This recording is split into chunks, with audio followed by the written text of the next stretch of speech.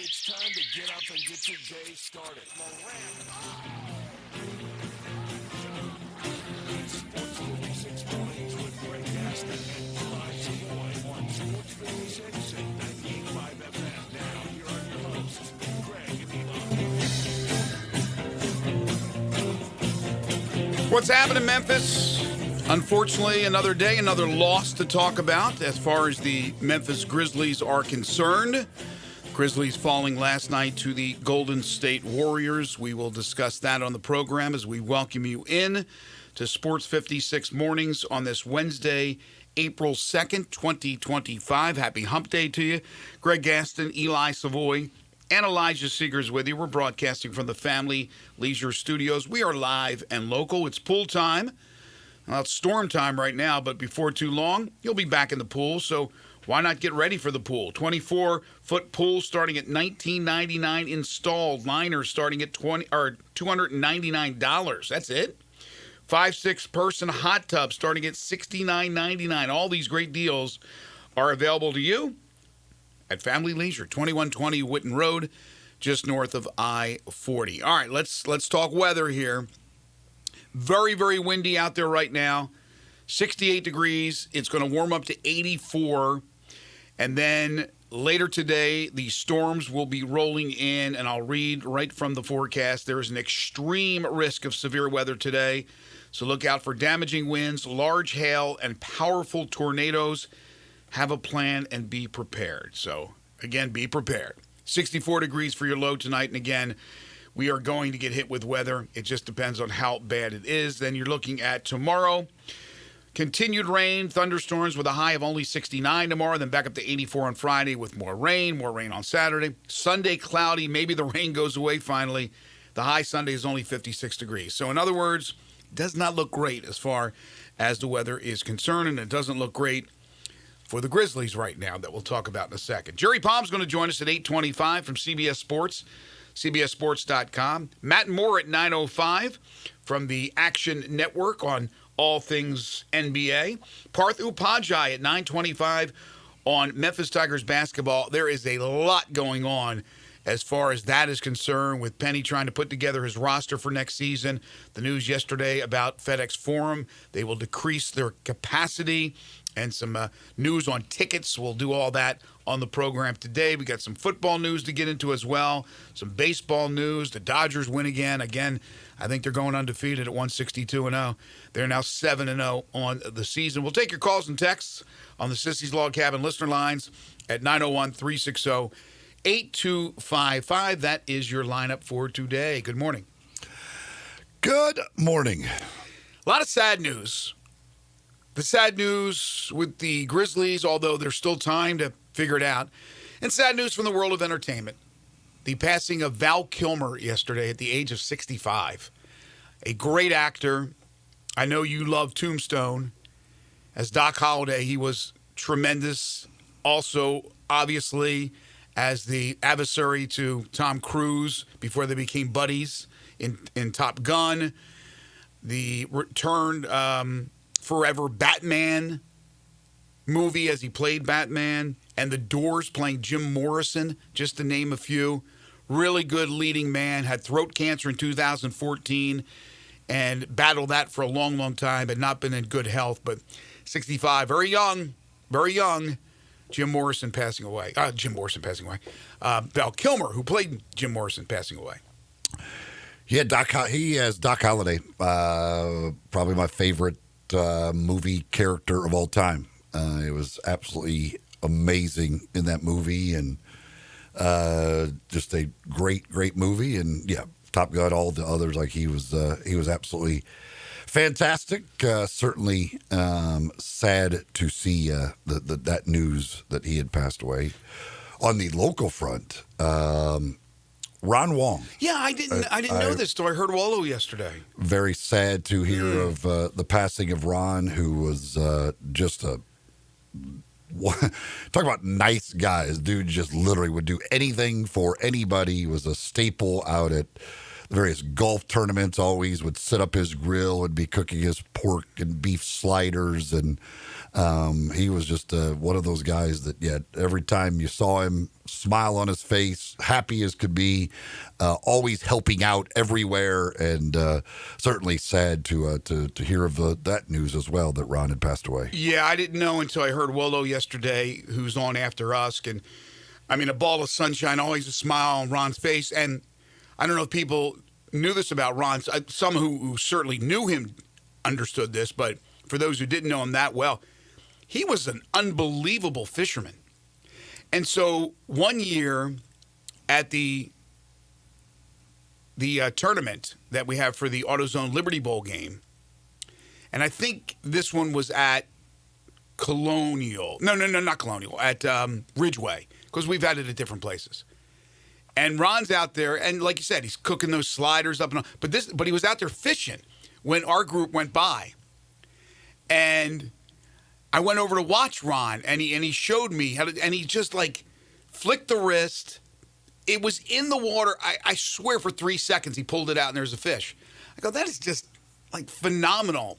And I didn't know that he was this really exceptional fisherman. So again, to his family, to his friends, to all the people who knew Ron, certainly sad news. So I hate to start off, we're talking about storms. We're talking about the Grizzlies losing. We're talking about the passing of Val Kilmer. We're talking about the passing of Ron Wong, but that is the case. But we do start off with the Grizzlies. The big 3 games: Saturday against the Lakers, Monday against the Celtics, last night against the Warriors. 3 big-time opponents, 3 losses. We were talking about how they really had to win that one last night. They did not. They have now lost 7 of 8. There are 6 games remaining in the regular season. Elijah, good morning to you. Good morning. Did you have a chance to look up the Grizzlies' record at the All-Star break? Yes, I did. At the All-Star break, the Grizzlies were 36-18 in second place in the Western Conference. So think about that for a second, ladies and gentlemen. The All-Star break, which is beyond the 41 games, 36-18. So do the math. What's that? 54 games. Second place in the West. Management does not make any move. Nothing happens except for dumping Marcus Smart and Jake LaRavia. They are now 44-32. They are now tied for 6th place after Minnesota's incredible double overtime win last night over Denver. Most of us were asleep. I didn't know this final till this morning.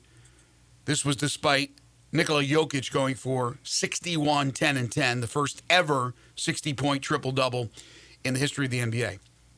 But the Grizzlies and Minnesota now tied for 6th, with the Clippers only a half a game behind them. It is looking more and more like the Grizzlies will be in the play-in and may possibly be as low as 8th. Again, good effort. A for effort. We're all into that, aren't we? We're all into that A for effort. Last night, they got curried. Steph Curry looked like the 29-year-old version of Steph Curry. 52 points, 12 of 20 from 3. Once again, the Grizzlies struggling to guard the perimeter, struggling to guard him. He also added 10 rebounds, 8 assists, and 5 steals. He's pretty good. Ja, well, he played. 3rd game in 4 nights. Hamstring seems fine. He played well again, for the most part, 36 points. But 6 turnovers go along with 6 assists.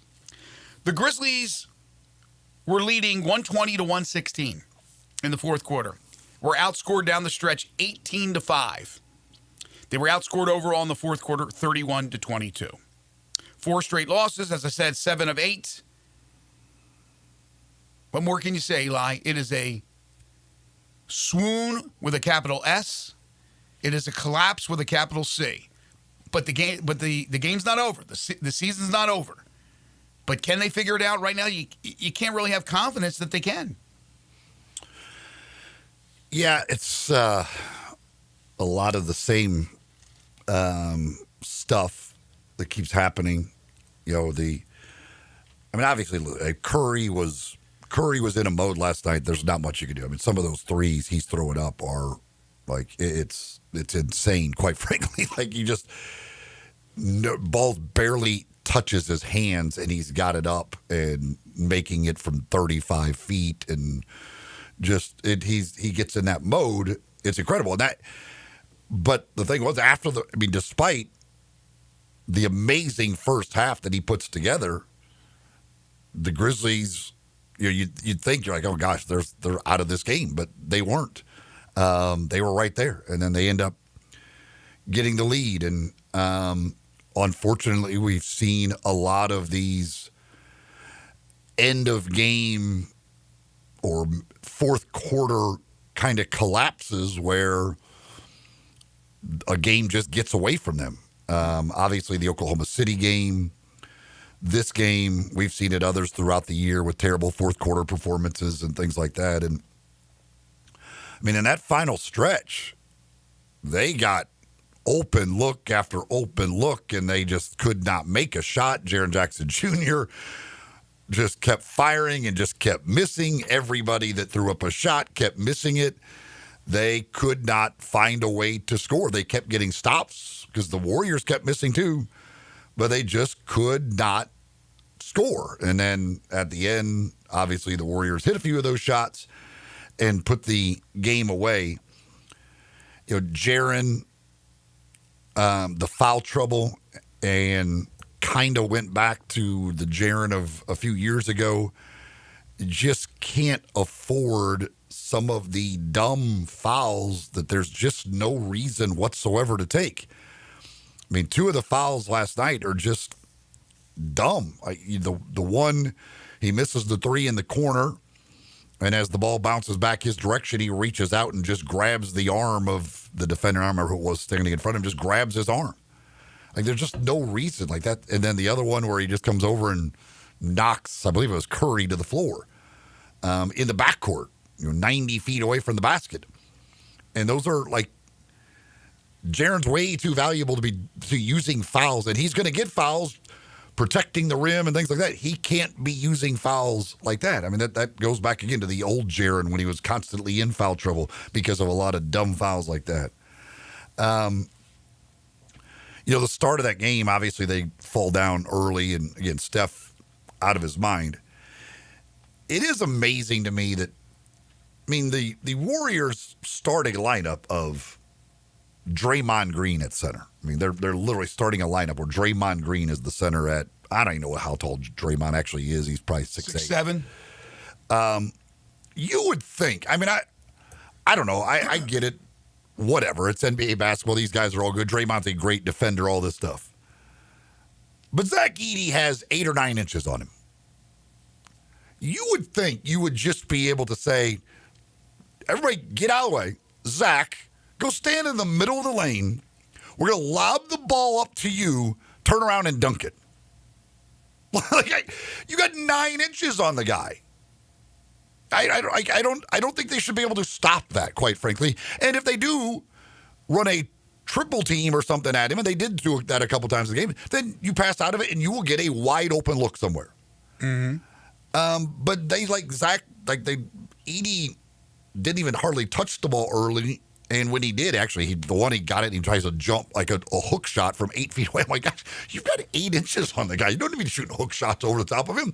Just go right through him and dunk the damn basketball. And later in the game, they did start throwing some lobs to Edey, and he started dunking. Yeah, that's pretty simple. Like, he's way bigger than everybody on the floor. These are the things that should happen. But, yeah, it's, I don't know. I don't understand why. I don't know at the end of these games why these things happen. Somebody said to me last night, we're out of shape. They get tired at the end of games. I don't know what it is. It's just, it is, because they've got a fully engaged Ja Morant. Like, Ja, these last 2 games, has been fully locked in and ready to go. Like, he was on one last night. Dude had 5 threes and went for 36 points. Like, he was on one last night, but it's still not enough because Curry's out of his mind.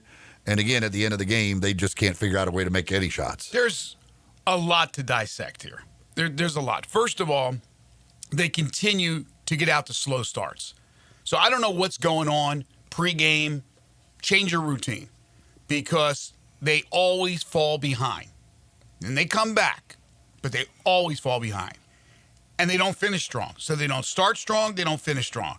In the middle, they do some good things, usually in the second quarter. And then in the third quarter, they usually get outscored. It's becoming a routine that you know what's going to happen. Ja, again, I still think nothing is fishy. It's a little curious. I don't think that he was held out or held himself out during the swing out west, which eventually led to Taylor Jenkins firing. I don't think so. I don't believe so. But it is quite curious that coming off a hamstring injury, he's able to go 3 games in 4 days and go full throttle and play more minutes. But I guess they used a miracle drug on him. Or finally this team realizes, you know what, I need to play. Or he realized he needs to play because his team and the ship is sinking. Then you have, like what you mentioned, Edey going up against a smallish big in Draymond Green, and they don't take advantage of it until later in the game. Now, he ends up going for a career high in minutes at 32 minutes. So Isolo used him, and he had a career-tying high of 16 rebounds, and he had 10 points, and he had a double-double. But early on, what's going on? Well, unfortunately, in the NBA, they have a pecking order. And this pecking order begins with Ja and includes Jackson and includes Dez, and then eventually they get to Zach Edey. Instead of, let's change strategies and philosophies and look at what we're going up against and try to take advantage where we have advantages. But that doesn't happen. You saw college. Now, these are pros. I understand that. But Edey. Well, in this situation, maybe you could have taken advantage of it, and you didn't because everybody's got to get their shots up. So there are a lot of issues. The confidence has to be waning with this team right now. They've run into really good teams, but really good teams that have superstars. And also, think about it. Who made moves? Lakers made a move, pretty big one. The Warriors made a move, pretty big one. The Celtics didn't have to make a move, and the Grizzlies did not. Elijah, one more time. All-Star break. Grizzlies' record was? 36-18. And they were where in the standings? Second place. Okay. But it's all in Jenkins. It's all in Taylor. So now 6 games to go. 6 games, that's it. As I said, they are tied right now with Minnesota for 6th, with the Clippers a half game behind. Grizzlies will be in Miami on Thursday. Then they'll be in Detroit on Saturday. Next week at Charlotte on Tuesday. They'll host the Timberwolves. You just have a feeling that game's going to be huge. That'll be on the 10th, 1 week from tomorrow. Then on Friday the 11th at the Nuggets. And on the 13th, they close out the regular season against the Mavericks. I can't even calculate what they need to do to stay in the playoffs and not completely fall into the play-in because you can't guess at what other teams are going to do. But I don't see how they avoid now dropping into the play-in.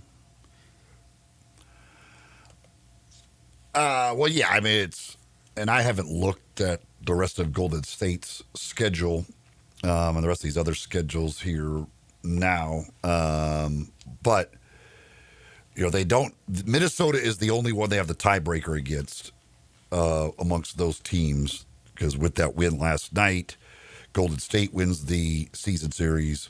So they have the tiebreaker. The Clippers have the tiebreaker. If you look ahead, Lakers have a tiebreaker against them. Denver, they could get the tiebreaker if they beat them, but Denver might be out of reach. If you look, it's probably too far ahead to look the way things are going. So, this road trip, certainly Miami and Charlotte, you have to win, and hope to find a way to win in Detroit.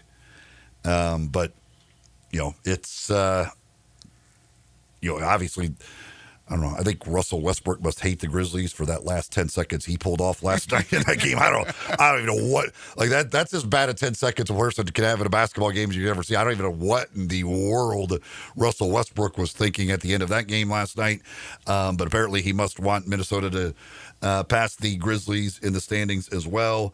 But it's unbelievable. I mean, the fact that they might end up in eighth. Is really just quite astonishing. It's amazing that if they end up in eighth place. It's like last night too. Like the shot that like when you just go, man, this is when you just know things are going bad for you. Was the one in the third quarter? You know the Warriors. I think they threw it out of bounds or whatever. It got tipped out of bounds, but there's 1.1 on the shot clock. You know what I'm talking about, Elisha. Yes, I 1.1 on the shot clock for them to inbound the ball. And you're thinking, all right, they're going to probably get this into Steph and he'll throw up some 35-foot shot, like hook shot, and it will go in. No. They throw it into Kevon Looney in the corner and he drains a three on you. And you're like, really? Like, come on a 1.1 on the shot clock, you invite them to throw the ball to Kevon Looney in the corner. No, he even looks down, lines up his feet to make sure he's behind the 3-point line, and then drains one on you. You're like, seriously? Like, how's that happening? Why does everybody that throws up a shot against you, it seems to go in? And then at the end of the game, I mean, again, wide open look after wide open look. Jaren in the corner, brick. I mean, it's just everybody, every shot they throw up, it won't fall. It's just, oh my gosh, it's just amazing to watch. You just start thinking, like, it doesn't matter. Whoever shoots for them, it's going to go in. And the Grizzlies, for whatever reason, can't get anything to go in. Now, the question is, are they pressing deep in a game with the game still on the line? Are they thinking, look, we need to win. We have to win. We've been struggling. Not this again. You know, what's going through their mind? They may need sports psychologists to come to the Grizzlies and talk to the players. Because right now, mentally, maybe where the problem is. It's affecting what they do physically. Just like you mentioned Looney, it's contagious when you have Steph Curry and you watch that guy do what he does every single day, and then all of a sudden, you know, you get a little touch of the Curryness, and you're making shots when you probably normally would not make those things. But yeah, it is. It's bad. It's really, really bad. This is an epic collapse. I mean, think about this. If they finish in the play-in and get knocked out, and then they would still have the chance, even with a loss, and then get knocked out of that and not even make the actual playoffs from second place, that far into the season, that deep into the season, being where they were with that record. And again, no moves are made where other teams made moves. It doesn't have to be a big name, even though it was in the case of Doncic and Butler, but they didn't do anything. And Laravia's done all right for the Kings. He was a rotation player for the Grizzlies. They got rid of Smart. You know, again, I'm not going to fault him for that. But although, right, I believe that Marcus Smart right now would be doing a world of good for this team. I'm not going to disagree. I'm not going to. But at the time, you weren't that upset, were you? Well, I mean, did they drop back and punt it on that one? I didn't like it because I've said all along that I wanted to see a playoff run with Marcus Smart on the roster. I mean, it wasn't like the end of the world type thing, but I've always wanted to see Marcus Smart on this team for a playoff run. And I think right now, with all that is going on, I think a guy like Marcus Smart in this locker room would be very nice to have. I agree. But again, the experiment didn't work out because the guy wasn't healthy. And then he's traded, and all of a sudden he's placed for Washington. I don't know. Maybe this team just has bad luck. Maybe it has bad luck. But every team, I talked about this yesterday on the program. The good news is I believe the first round pick they traded is lottery protected, so they will not they fall out of the playoffs. So they got that going for themselves, which is nice. What very likely could end up happening is they end up with the 8th seed, get killed in the first round by Oklahoma City, and then they don't have the draft pick. So what I said yesterday on the show was, and again, I'm not finding a cure for cancer here. This is everybody knows this. This is the time that teams take it up a notch, and the Grizzlies are in neutral. All these teams are taking it up a notch. Over in the East last night, Milwaukee, who right now would be 4th, 5th in the pecking order, doesn't mean they're going to win the East, but last night they set a franchise shooting record, which was the highest shooting percentage by a team. Okay. I found this on the web. Thank you, Sari. In an NBA game since 1998. They shot from the field 68.9%, 51 of 74 as they stepped up.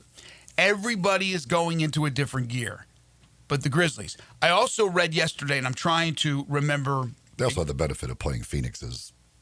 Well, you got to still shoot Phoenix, and I use air quotes, defense. You still got to shoot the ball and make it. You just mentioned the Grizzlies last night having all those open shots down the stretch, open shots that they missed. So you still got to make the shots. And so, I forgot what I was going to say now. I don't know. It's frustrating. It's frustrating to everybody. Oh, I know what I was going to say. There was an anonymous general manager, and I forget who posted this story, that said the Grizzlies won't win a series, and I think he's just talking about overall just moving forward with Ja Morant as their superstar. One, he's not on the court as much as he needs to be on the court, and two, while he's incredibly talented and a showman, and he's selling tickets in Memphis and people want to see him on television, he's just not that type of player to come through like these other players that are in that superstardom category. Well, there was that's for the story at ESPN. There was a big story by Ramona Shelburne and others that I guess contributed it to about the firing of Taylor Jenkins and the Grizzlies and the whole situation and what's going on, about talking about how close they were to getting Draymond Green a couple years ago, and they had a deal agreed to and all of that stuff. But there was some interesting statistical stuff in that story about how, and I did not realize how bad Ja actually is in the pick and roll, which is funny, is this whole thing is about getting back to the pick and roll and everything else, but they talk about how bad Ja actually is statistically in the pick and roll. But yeah, it was a pretty, there was some good statistical stuff in it overall.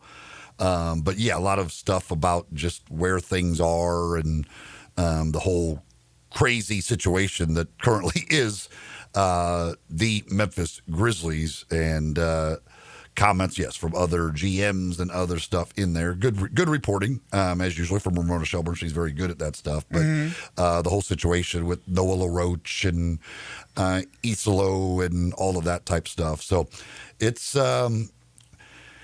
it's just not a good situation right now for the Grizzlies. It is it's a rough seas out there for the old Grizz. I don't know why, and we got to take a break here, but I don't know why this quote bothered me, but I was reading a tweet from Jonah Dillon, who interviewed Draymond Green after the game, and this was the quote from Draymond. "I'm disappointed in Jaren because that's my Spartan dog. He's too good to still be getting into foul trouble." I don't know why that bothered me. Like, it was almost like a little pat him on the head. My little brother, maybe next time, when he grows up, he'll be as good as me. Get into that foul trouble. I just took it that way. I'm sure a lot of people don't care about that quote, but to me, it bugged me. It's right now, it's like they're looking for compliments. It's like they're young kids searching for a compliment as they get their orange wedges and hope to get a little trophy. They're just not playing like men. They're not playing like these other teams are playing. They're not stepping up in intensity. They're not playing with a do-or-die attitude. Mentally, they're a little bit shot right now. They got to figure this thing out. Can they figure this out? They've now been handed a new head coach 3 games ago who will try to implement in pieces, in dribs and drabs, some of his new offense. What can you do? You don't even get to practice. You're playing games now in this final stretch. Have they waved the white flag? I don't think so. I think the team's still playing hard. They're not always playing smart. And again, they can't get out to a good start. For whatever the reason is, whatever they're doing, change it. That quote, by the way, for the ESPN article from a GM was, does he sell tickets? Yes. Is he a top 25 player when healthy? Yes. Can he win multiple series as the best player? No. Not sure most years you can win even one, plus he is always hurt. Yeah, I mean, it's hard to argue that. The track record would tell you that. It would indicate that. All right, we'll take a timeout. Just underway on a Wednesday. This is Sports 56 Mornings with Greg and Eli on Real Sports Talk, Sports 56 and 98.5 FM.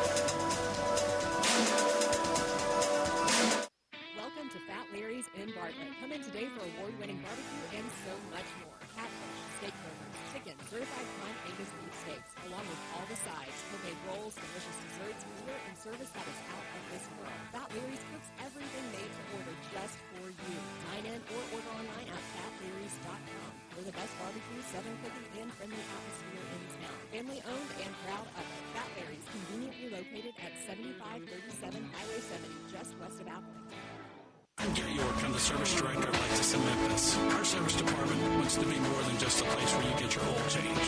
We do glass repair, windshield replacement, recalibration of your camera and sonar systems, even wheel repair, tire replacement, all the things you would expect from a luxury automotive dealer. Please check out our website. You can schedule your appointment, check out our specials, hours of operation, or if you'd like to do it in person, please reach out to one of our associates at 901-271-5199. Hey, it's Cavino and Rich. And whether you're heading to the office, kicking back to watch the big game, or enjoying a night on the town, Travis Matthew has you covered. They create versatile apparel designed to make you look and feel your best, wherever the day takes you. From performance-driven styles to everyday essentials for both men and women, Travis Matthew bridges the gap between style and comfort. Ready to elevate your everyday? Visit TravisMatthew.com and get 20% off your first order when you sign up for email.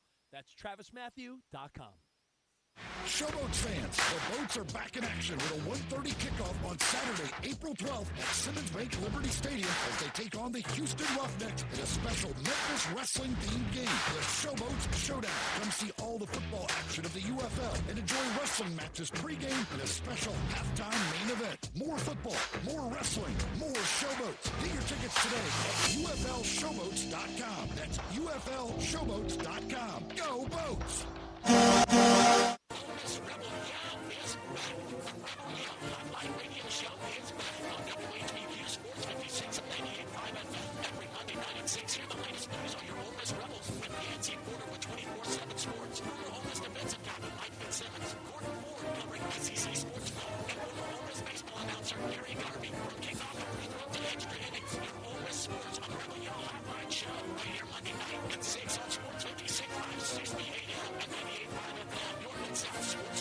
This traffic brought to you by Brinson Tax Service. They protect you like family.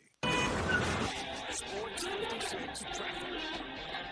Good morning, T-Dot's out here assisting with a couple of earlier disabled vehicles, trying to build in a couple of spots coming in from Fayette County right now as we check it out live here on 40 West at 269, working your way into Shelby County, coming down 240 right now at Mill Branch. Still looks pretty good right now in both directions there on 240, anywhere near Airways and Mill Branch. Hey, Weimer's Jewelry is your diamond engagement ring headquarters this bridal season that's coming up. Make sure you shop local with Weimer's Jewelry. Why? Because you'll save a lot of money. Weimer's Jewelry on Highway 64. I'm Commander Chuck with your on-time traffic.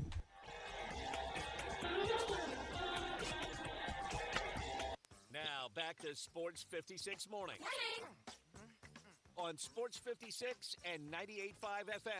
Here once again, Greg Gaston and Eli Savoy.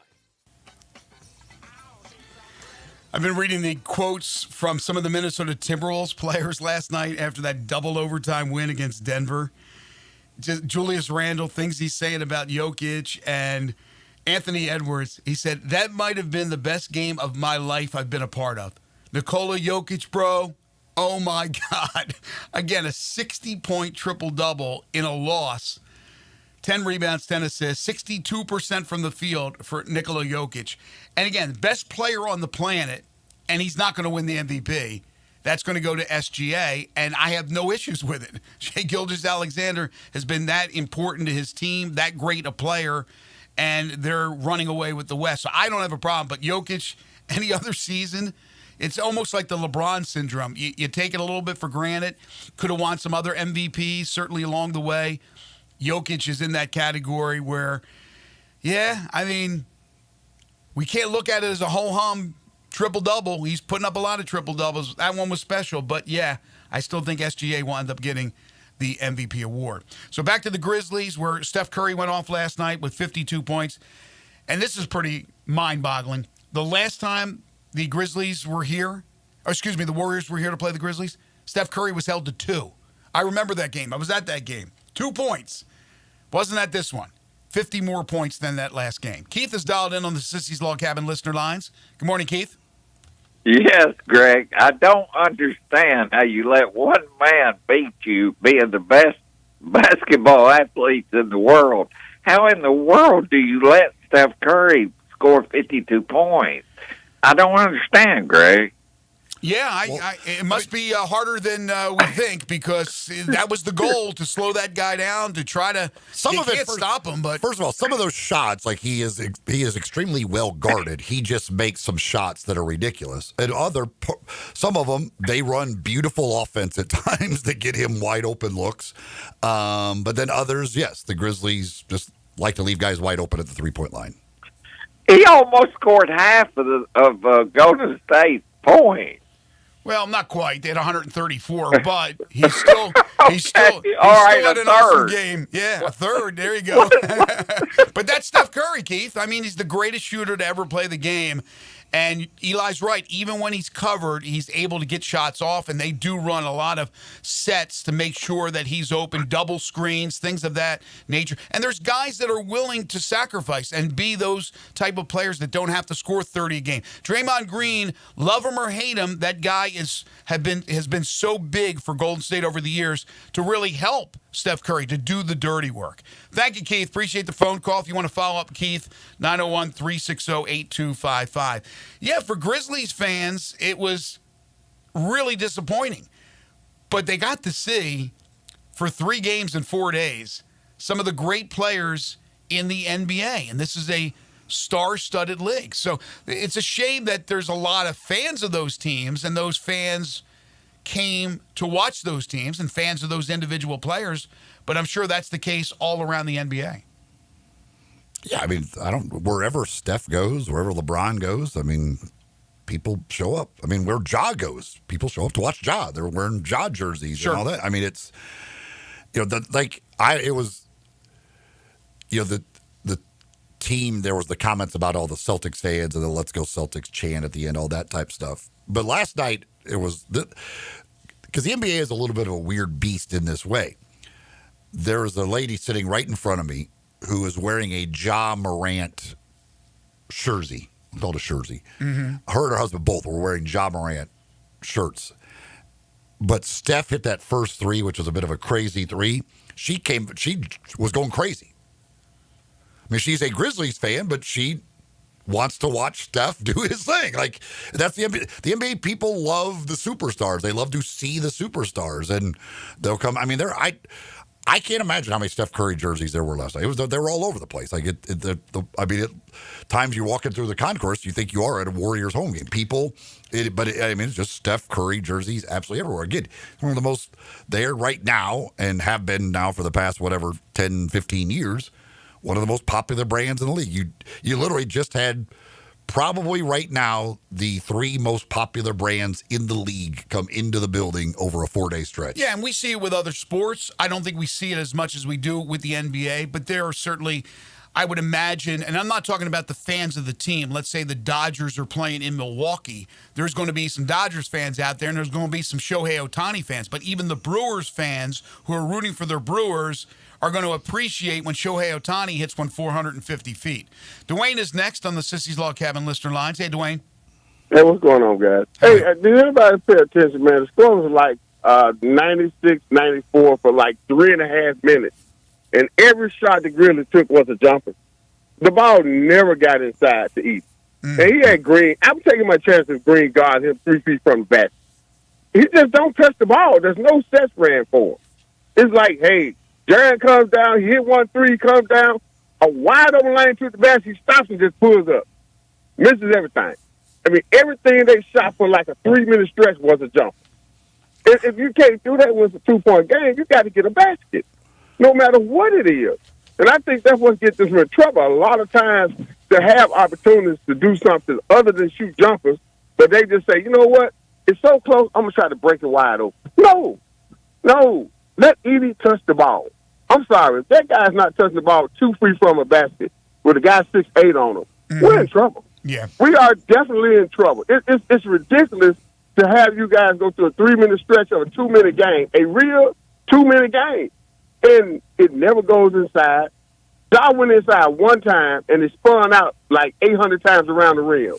But other than that, everything else was a jumper for like a 3.5 minute stretch. And that's how you lose basketball games.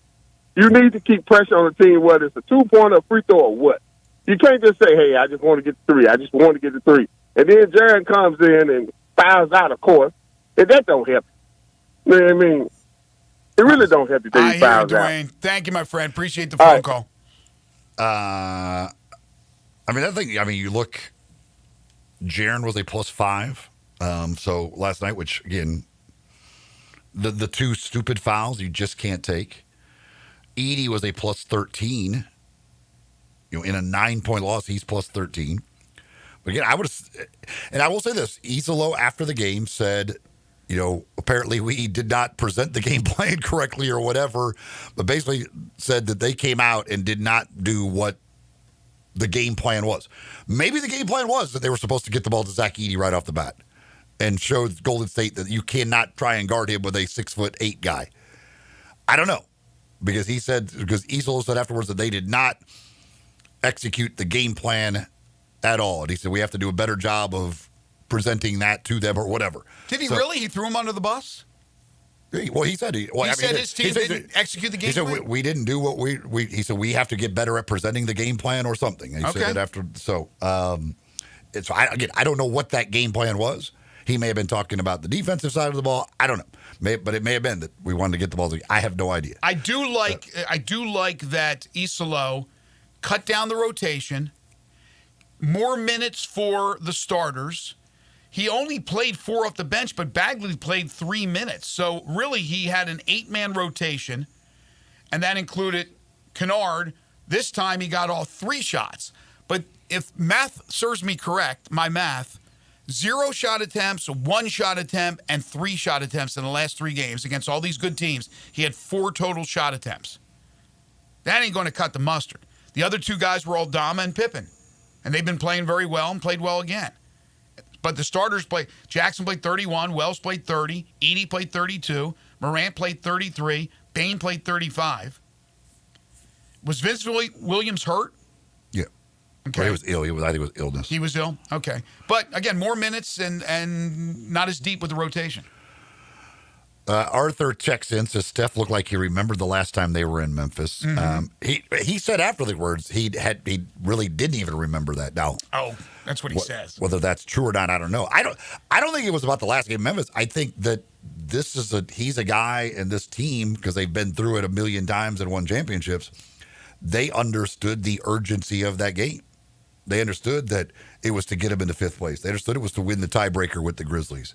I think they just understood how important that game was last night by itself. I don't know that it really mattered what happened last time here. They just understood, like, we really need to win this game tonight because it's going to do a world for us in the standings. Yeah, well, the guys they've played here recently all have won. They all know what it's like to win and win big and win the ultimate prize, from Steph Curry to Jason Tatum to LeBron James in the last 3 games. All right, we're close to a break. Let me see if I can squeeze in a couple of calls here before we take our next break. And first up is CD. CD, how are you? I am fine. Good morning, gentlemen. Good morning. 2 things. Who is the Memphis small forward that can get a shot and take someone off the dribble? And number 2, why are we passing up layups, posting a game, and throwing the ball out to shoot a 25-foot 3 when we got a layup? Mm-hmm. I hate them to listen. Thank you. Thank you, CD. Answer your first question, it doesn't exist. Answer your second question. That is basketball. Golden State does, like, Draymond had a wide open layup last night.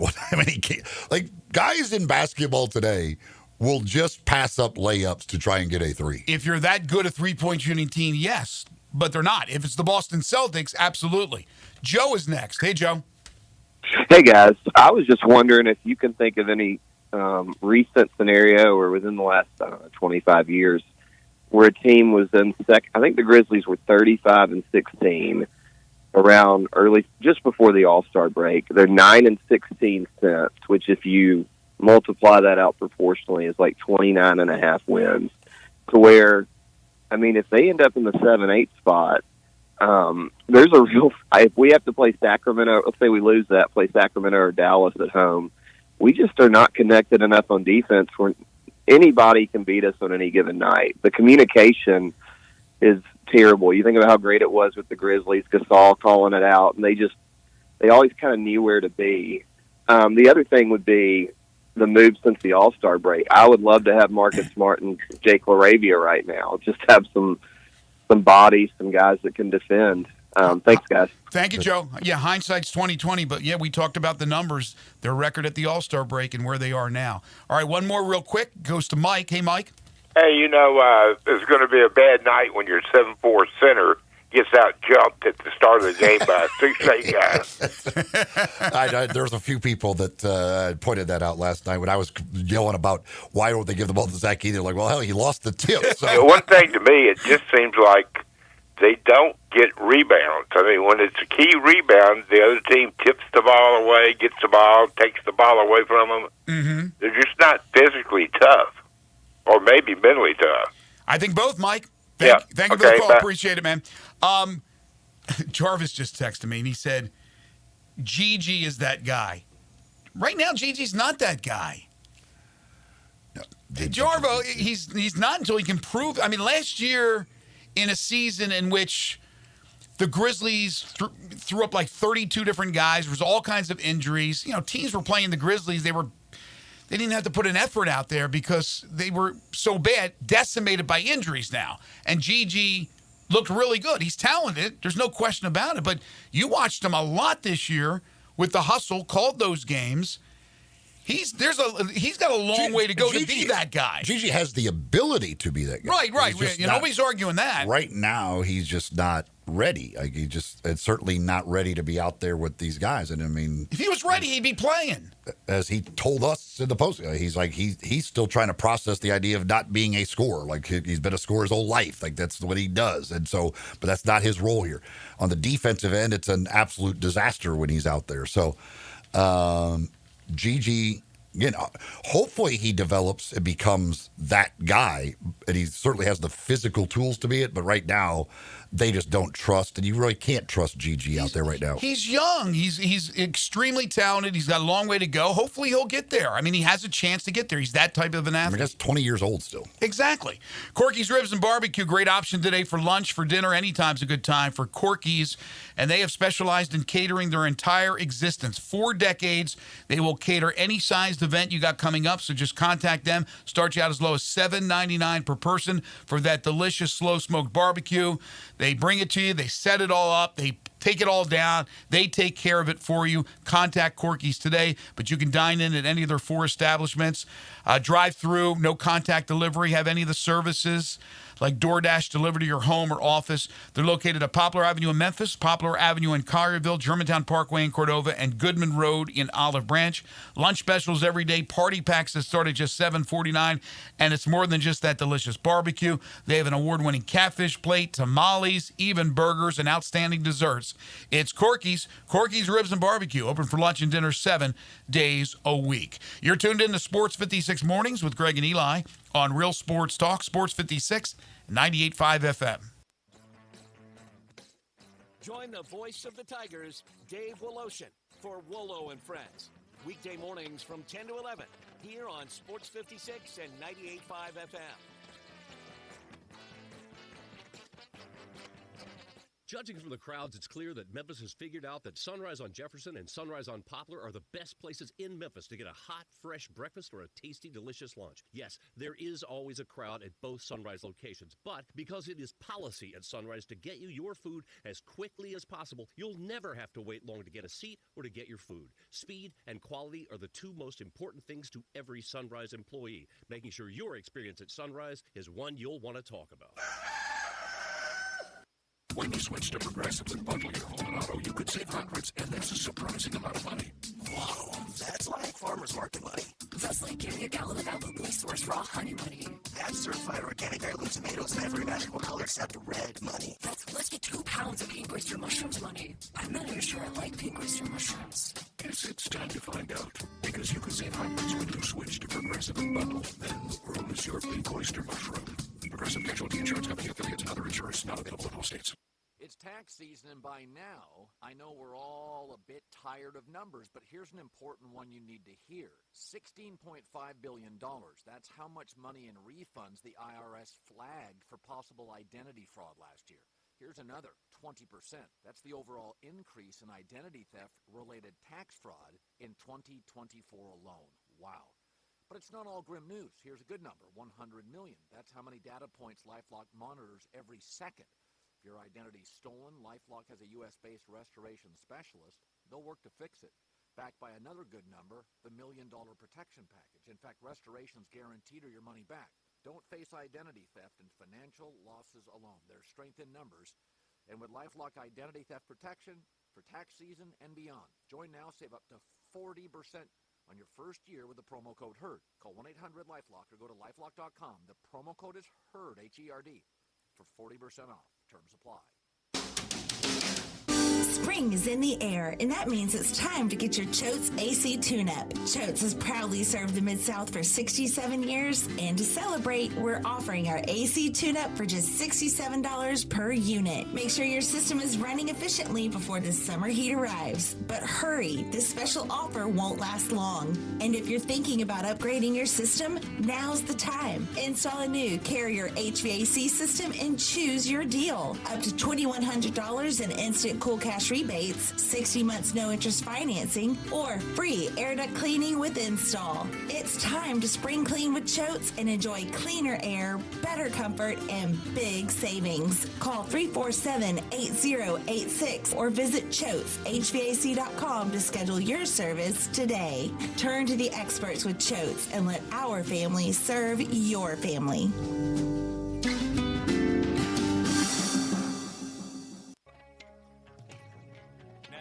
To Sports 56 Mornings. Good morning on Sports 56 and 98.5 FM.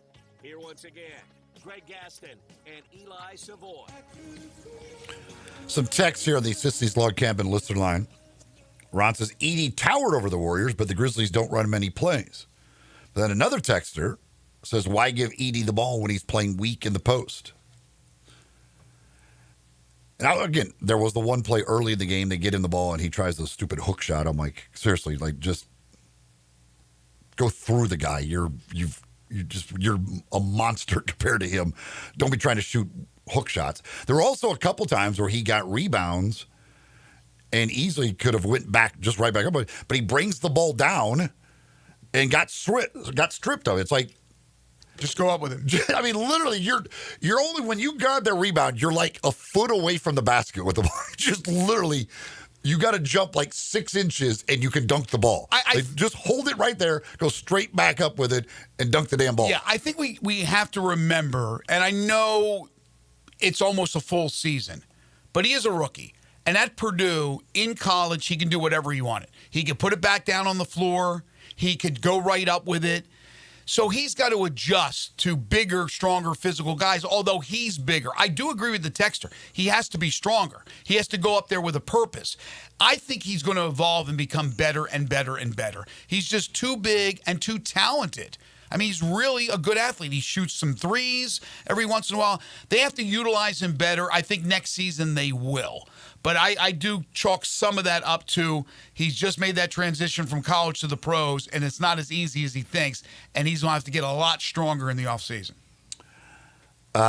Keith Texan says if the locker room is not bad, it's going to be real soon. People start pointing fingers at each other. This is not going to end good. Well, they had a recent shoving match on the bench. Well, they already had. I mean, they all had apparently had the players only meeting or whatever, where they said everybody kind of aired out all of their frustrations and grievances. And I don't know where that, but yeah, I mean, Festivus. if this continues, and especially if they were to miss the playoffs altogether, yeah, you could certainly see a lot of finger pointing and other things happening in that locker room.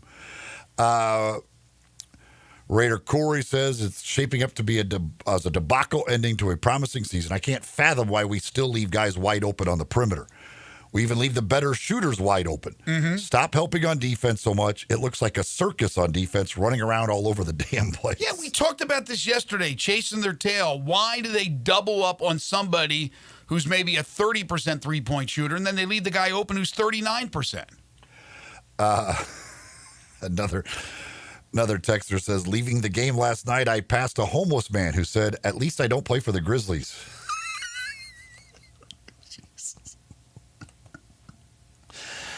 You got to have some humor. It's frustrating times. Fun fact, the homeless guy was wearing a Steph Curry jersey. Got to have some humor in all of this. Another texter says, pick and roll, oldest play in basketball, not the end-all be-all.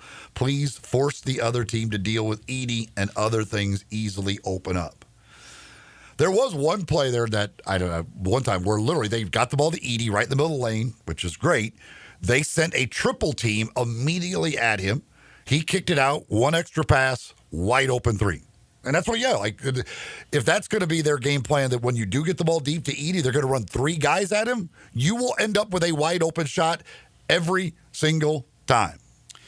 Well, we talked recently about the offense. This was before Jenkins was fired, and what they were doing this year in implementing a new offense, that everybody has the green light to shoot threes. And I still have an issue with that, because there are guys that just should not be shooting three-pointers.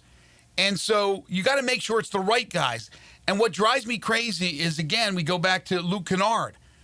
Luke Kennard, who has become a better facilitator. He's a good ball handler. He had 5 assists last night. He shot the ball 3 times. He was 1 for 3 from 3. He needs to shoot. He's got to be a guy that shoots threes. Last night I'm looking around, Dez was 4 of 10. Dez shoots threes. Ja had a great three-point shooting night. I'm not always enamored with him shooting threes, but recently he's shot the 3 better. Jaren Jackson Jr., I know can hit threes. I just would like him to use his length and his athleticism to score inside more. He was 2 of 9, and you mentioned the open threes that he had. But the right guy, Aldama can shoot threes. He's 4 of 6. It's got to be the right guys shooting the threes. Overall, they were 18 of 44. The percentage is really good at just under 41%. Yeah, I mean, last night the guys who should shoot threes shot threes. No, last night was defending the perimeter, was trying to figure out how to slow down that old guy named Steph Curry, and they had no answers. That's why I still believe that the problems for the Grizzlies are more on the defensive side than they are on the offensive side. But they went ahead and they made that switch, and through 3 games, it hasn't paid off yet. This is not on Isolo. He's just into the job. But again, what can he implement in a short time period to straighten things out on offense? They scored 125 points, for goodness sakes, and still lost by 9. They were outscored 18-5 once they took a 120-116 lead in the fourth quarter. To me, yeah, they missed shots, but that's also not defending. We'll take a break. We'll come back, hour 2. We will open up talking some Tigers basketball. Jerry Palm will join us at 8:25. The Final Four is set for Saturday. National Championship game on Monday. Matt Moore, more on the Grizzlies and the NBA at 9:05, and more on the Tigers with Parth Upadhyay at 9:25. We got some baseball and NFL to get to as well. You're tuned in to Sports 56 Mornings with Greg and Eli on Real Sports Talk, Sports 56, 98.5 FM.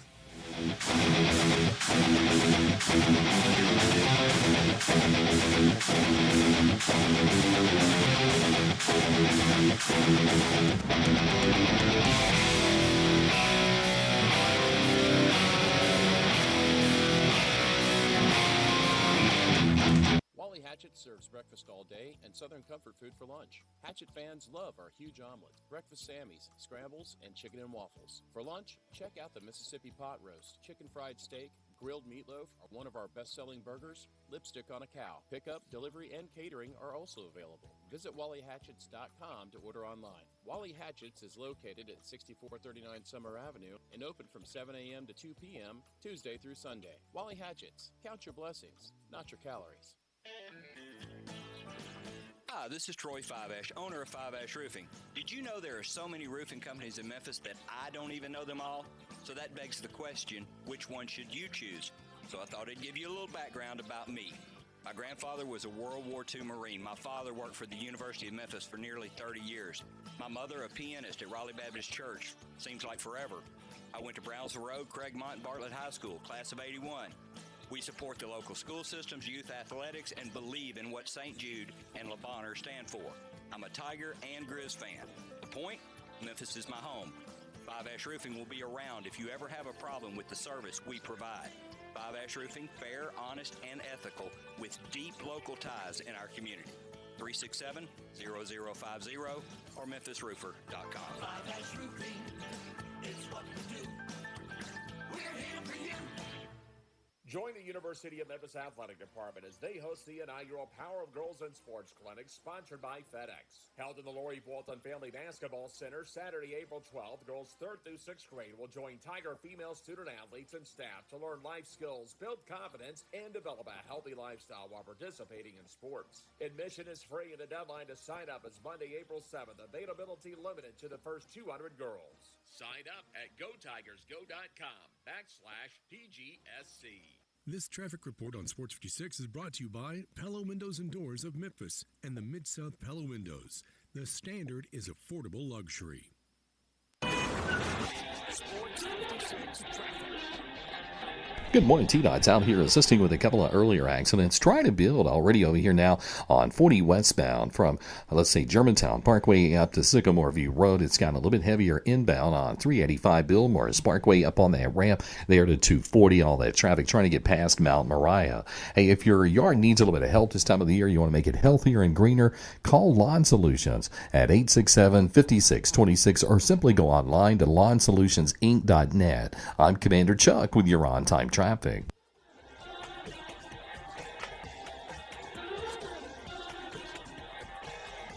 Broadcasting from the Family Leisure Studios, we are Sports 56, WHBQ Memphis, and W253DF Memphis.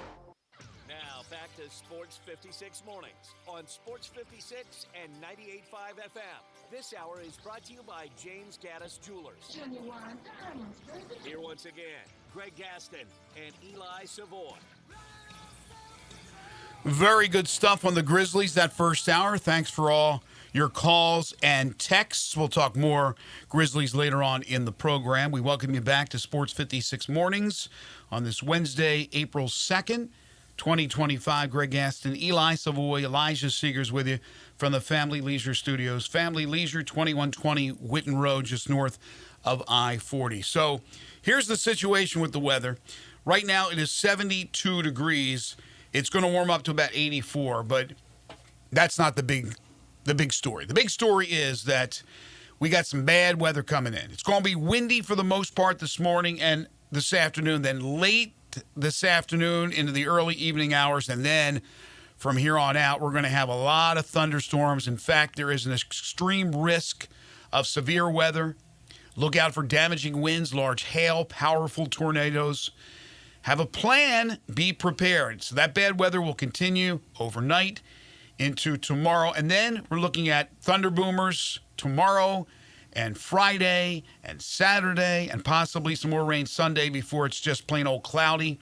Temperatures are going to go up and down like a yo-yo from 84 on Friday to 55 on Sunday for a high temperature. So be careful again with the bad weather coming in. They, from what they say, with how much rain we are about to get, may want to start building the ark.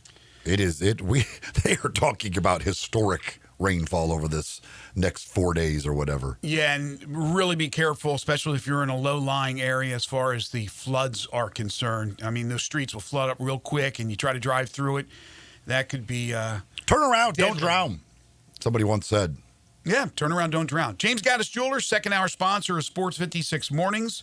They're located at 4900 Poplar between Mendenhall and St. Nick, on the web at gaddisjewelers.com. They are your bridal engagement and anniversary jeweler headquarters. The Diamonds from Antwerp will be back in a couple of weeks. And for those of you who are waiting to look at diamonds because you're going to get engaged, you're going to get hitched sometime this spring or summer or fall, you want to make sure you check out these beautiful new diamonds, all the latest coming from Antwerp, where the diamonds are, from James Gaddis Jewelers. So be ready to head on over there to check that out. But for all your jewelry needs, from watches to necklaces to bracelets and pendants, one-of-a-kind vintage jewelry, it's James Gaddis Jewelers. They are full-service jewelers, so if you need a cleaning, if you need a resetting of your ring, refitting, whatever the case is, whatever your needs are from the world of jewelry, make sure you take it over to James Gaddis Jewelers. 6 decades in Memphis, serving Memphians and Mid-Southerners. They're open Monday through Friday, 10 to 5, Saturday, 10 to 4, closed on Sunday. Go over and say, you heard it here on Sports 56 Mornings, our second-hour sponsor, James Gaddis Jewelers. All right, bunch of things here that I want to catch up on. Number one, you're the voice of the Memphis Showboats. They will play in D.C. this weekend against the Defenders, looking for their first win, Memphis is. And Ken Wisenhunt is back. Yes, he is. He will be back coaching the team this week, which is a bit of a surprise, I think, to a lot of people that he was able to get back certainly this quickly. But yep, he's back this week. And so hopefully that means good things for the offense, as they now get the guy whose offense it is back and the play caller back. And we'll see what kind of an effect it has this Saturday night when they play at D.C. Well, I'm very happy to hear that news because I didn't know all the details. I don't think most people did. But it was worrisome, certainly. And the thought was that maybe he wouldn't come back at all. And here it is after 1 week. So obviously he got good news. Happy for Ken Wisenhunt. From the NFL, Steelers owner Art Rooney II said about Aaron Rodgers, he believes that the signs are pointing in the right direction. So we continue to wait. We're getting closer and closer to the NFL draft. Aaron taking his good old time. He's on Aaron time. I don't know if you know, there's also Aaron time out there. And I think eventually he will sign with Pittsburgh, but that's the thoughts of Art Rooney. Also, from the world of Major League Baseball, the Dodgers win again last night. They improved to 7-0 on the season. And this came out from Major League Baseball that the average salary tops $5 million for the first time. The average salary. Not bad work if you can find it. Think about that. That's pretty crazy. Speaking of baseball, last night the Redbirds had their home opener. They throttled Buffalo 13-7. Second straight game that the Redbirds have scored 13 runs.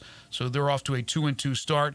And unfortunately, the Memphis Tigers fall last night at home to Mississippi State. It was a good game, but they lose 5-3. Tigers led 3-0, and the Tigers have now lost 9 straight games, with a number of them by 1 run or 2 runs.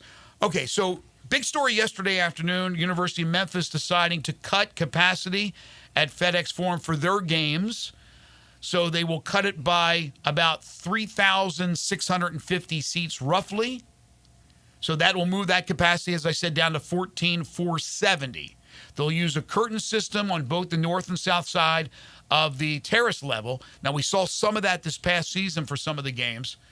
Memphis is also going to ask fans to pay the Shelby County sales tax rate of 9.75% for both tickets and parking. Now, that was usually picked up by the athletic department. They usually absorbed the cost. But you got to remember, we're going into an era of revenue sharing. And so players are going to share in the revenue, just like it sounds. And so where's that revenue coming from? Well, there's different streams, and one of those is the ticket sales. So to be able to put some of that money towards that is very helpful for athletics moving forward. So hopefully the fans understand that. I don't think it's some big additional cost. I don't know how nominal it is, but I know it's not too bad, but they're going to do that. And as far as the capacity is concerned, I mean, it makes sense. As long as it looks nice with the curtain and everything like that, I don't have any issues with it. Yeah, the curtain, certainly makes sense. I mean, those are seats you don't need. And if you have some huge game, then you don't use the curtains and you can sell those seats. If you ever need those seats, you've got them. But there is certainly on a game basis not a need for those seats. So that makes sense. And yeah, I mean, as far as the sales tax money situation, yes, these universities are looking for every dollar they can find right now. So they can't afford to pick up the tax bill anymore. They need that money. They have to find that money to remain competitive. So it is just the new cost of doing business in college sports. It's gone up a lot. So that's part of it. The reports that P.J. Haggerty was in town. I guess he had gone home. I could tell you that's true. He was here. He was at the facility. He was doing some other things as well. Doesn't mean that he's re-upping with the team. Doesn't mean he's not re-upping with the team, but that's still priority number one. There are a number of players that have been in contact with Memphis, or Penny's been in contact with them, or Nolan Smith, or Mike Davis. Some players have already made visits. Others are planning on making visits, but nothing official yet as far as any player signing. So we'll see, but that's going to be happening here over the course of the next couple of weeks. We'll have Parthu Pajai on the program at 9:25 to give us the latest with some of those names. We talked about some of them yesterday that are out there and that are available and that are players that Memphis is looking at, including Gillespie from Maryland, including Lendelborg from UAB, unless, of course, he turns pro. Speaking of Gillespie, Maryland, all the players have left as they jumped into the portal after they lost their head coach, Kevin Willard, to Villanova. But yesterday came the news that Buzz Williams is heading to College Park, Maryland, as a Maryland alum. I like Buzz Williams. I think he's a really good coach. I know he has been a bit of a nomad, but I can understand the situation. You're in the SEC. They place 14 teams in the NCAA tournament. The competition is pretty thick. Now, the Big Ten's not too shabby either. But Maryland, if they're willing now to step up financially, with Damon Evans gone, he's off to SMU as their AD. It'll all depend on the new AD coming in and what they want to do. But I talked about this yesterday. 65% of the money goes to the football program. It's a big program. It's in the Big Ten. It's understandable, yet there's nothing to show for it. Basketball's Juan Natty's. So this is, I think, important to make sure that commitment's there. Buzz Williams feels that it will be. And so that leaves the Texas A&M job open. And one of the names that has jumped out above others is Chris Beard, whose name had surfaced for Indiana. And that was quickly shot down and said he's staying at Ole Miss. Can Texas A&M lure him from Oxford? I have no idea, but his name's going to come up at every opening that comes up, especially in the state of Texas. They're going to look at him. I mean, with what he's done in that state. A&M has more money than most, so they could always, if they want to. I'm a little surprised that Buzz Williams left there, quite honestly, but he seems to like to have short stays. He doesn't want to hang around too long at his stops. But great hire by Maryland to get Buzz Williams. But yeah, I was just a little surprised that he would leave there, and I don't know. But yeah, Texas A&M, they've got money everywhere, so that'll never be an issue with them as far as finding money. So if they really want somebody bad enough, as we saw with Jimbo Fisher and others there, they'll find a way to go get them. Well, we were talking yesterday about money and about being offered money, and we were talking about players, and I think it was P.J. Haggerty who we were talking about. And I said, it's not always the highest bidder. And you said that you would take the highest bid. Well, in the case of Buzz Williams, there's no question. There's no question Texas A&M can pay more. I know what Maryland could pay. I don't know what Texas A&M could pay. But from everything I read is they have more money than Sin. And Sin's got a lot of money. So, to me, it goes back to what I said. I mean, he's got to be looking at the big picture. And although the Big Ten is incredibly competitive, it's not what the SEC was this year. And I don't know if the SEC is going to take a step backwards. So he probably looks at it going, man, we're good, but we're like middle of the pack good. In the Big Ten, okay. You know, Izzo's not going to be there forever at Michigan State. Michigan's very solid. There's a couple of really good programs. But there's a lot of in the middle. So we can maybe take that jump because Maryland's done it before and be one of those top 3 or 4. Look, they went to the Sweet 16 this year with Kevin Willard. And they had a good roster. I don't think it was like a crazy good roster. So they have the resources. It's just whether they'll use those resources. I think they will because they're not getting anywhere in football. And so you couple that with the money that they're going to offer them or what they have agreed upon, which I don't know. I'm sure is significant. Probably not as much as A&M. So there is an example of a guy going somewhere for less money. But with players, I don't know. Buzz has made a lot of money over the years. It's a completely different situation than what we were talking about yesterday. Well, it's still a matter of an individual looking at whether or not money is the only thing. Sure, it's extremely important. It's a person who's already made millions and who's set for their life versus a college kid. But, I mean, in the end, I mean, yes, I mean, certainly, like, Texas A&M has very little, basketball tradition. When you're going to a place that has won national championship, it's just the basketball programs.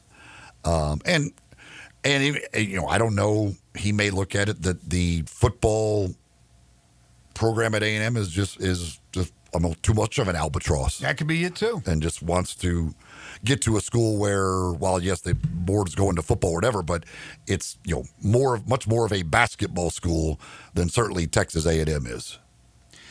But getting back to the player situation, if Haggerty stays at Memphis, let's say he doesn't opt for the NBA, doesn't go anywhere else, there's no way Memphis can pay more than some of these other schools. They could pay significant. We've talked to Hunter Story and the whole collective a number of times on the air, and that they, what did he say, they're a top 12? Is that what he said as far as the amount of money they have in their collective the last time he was on?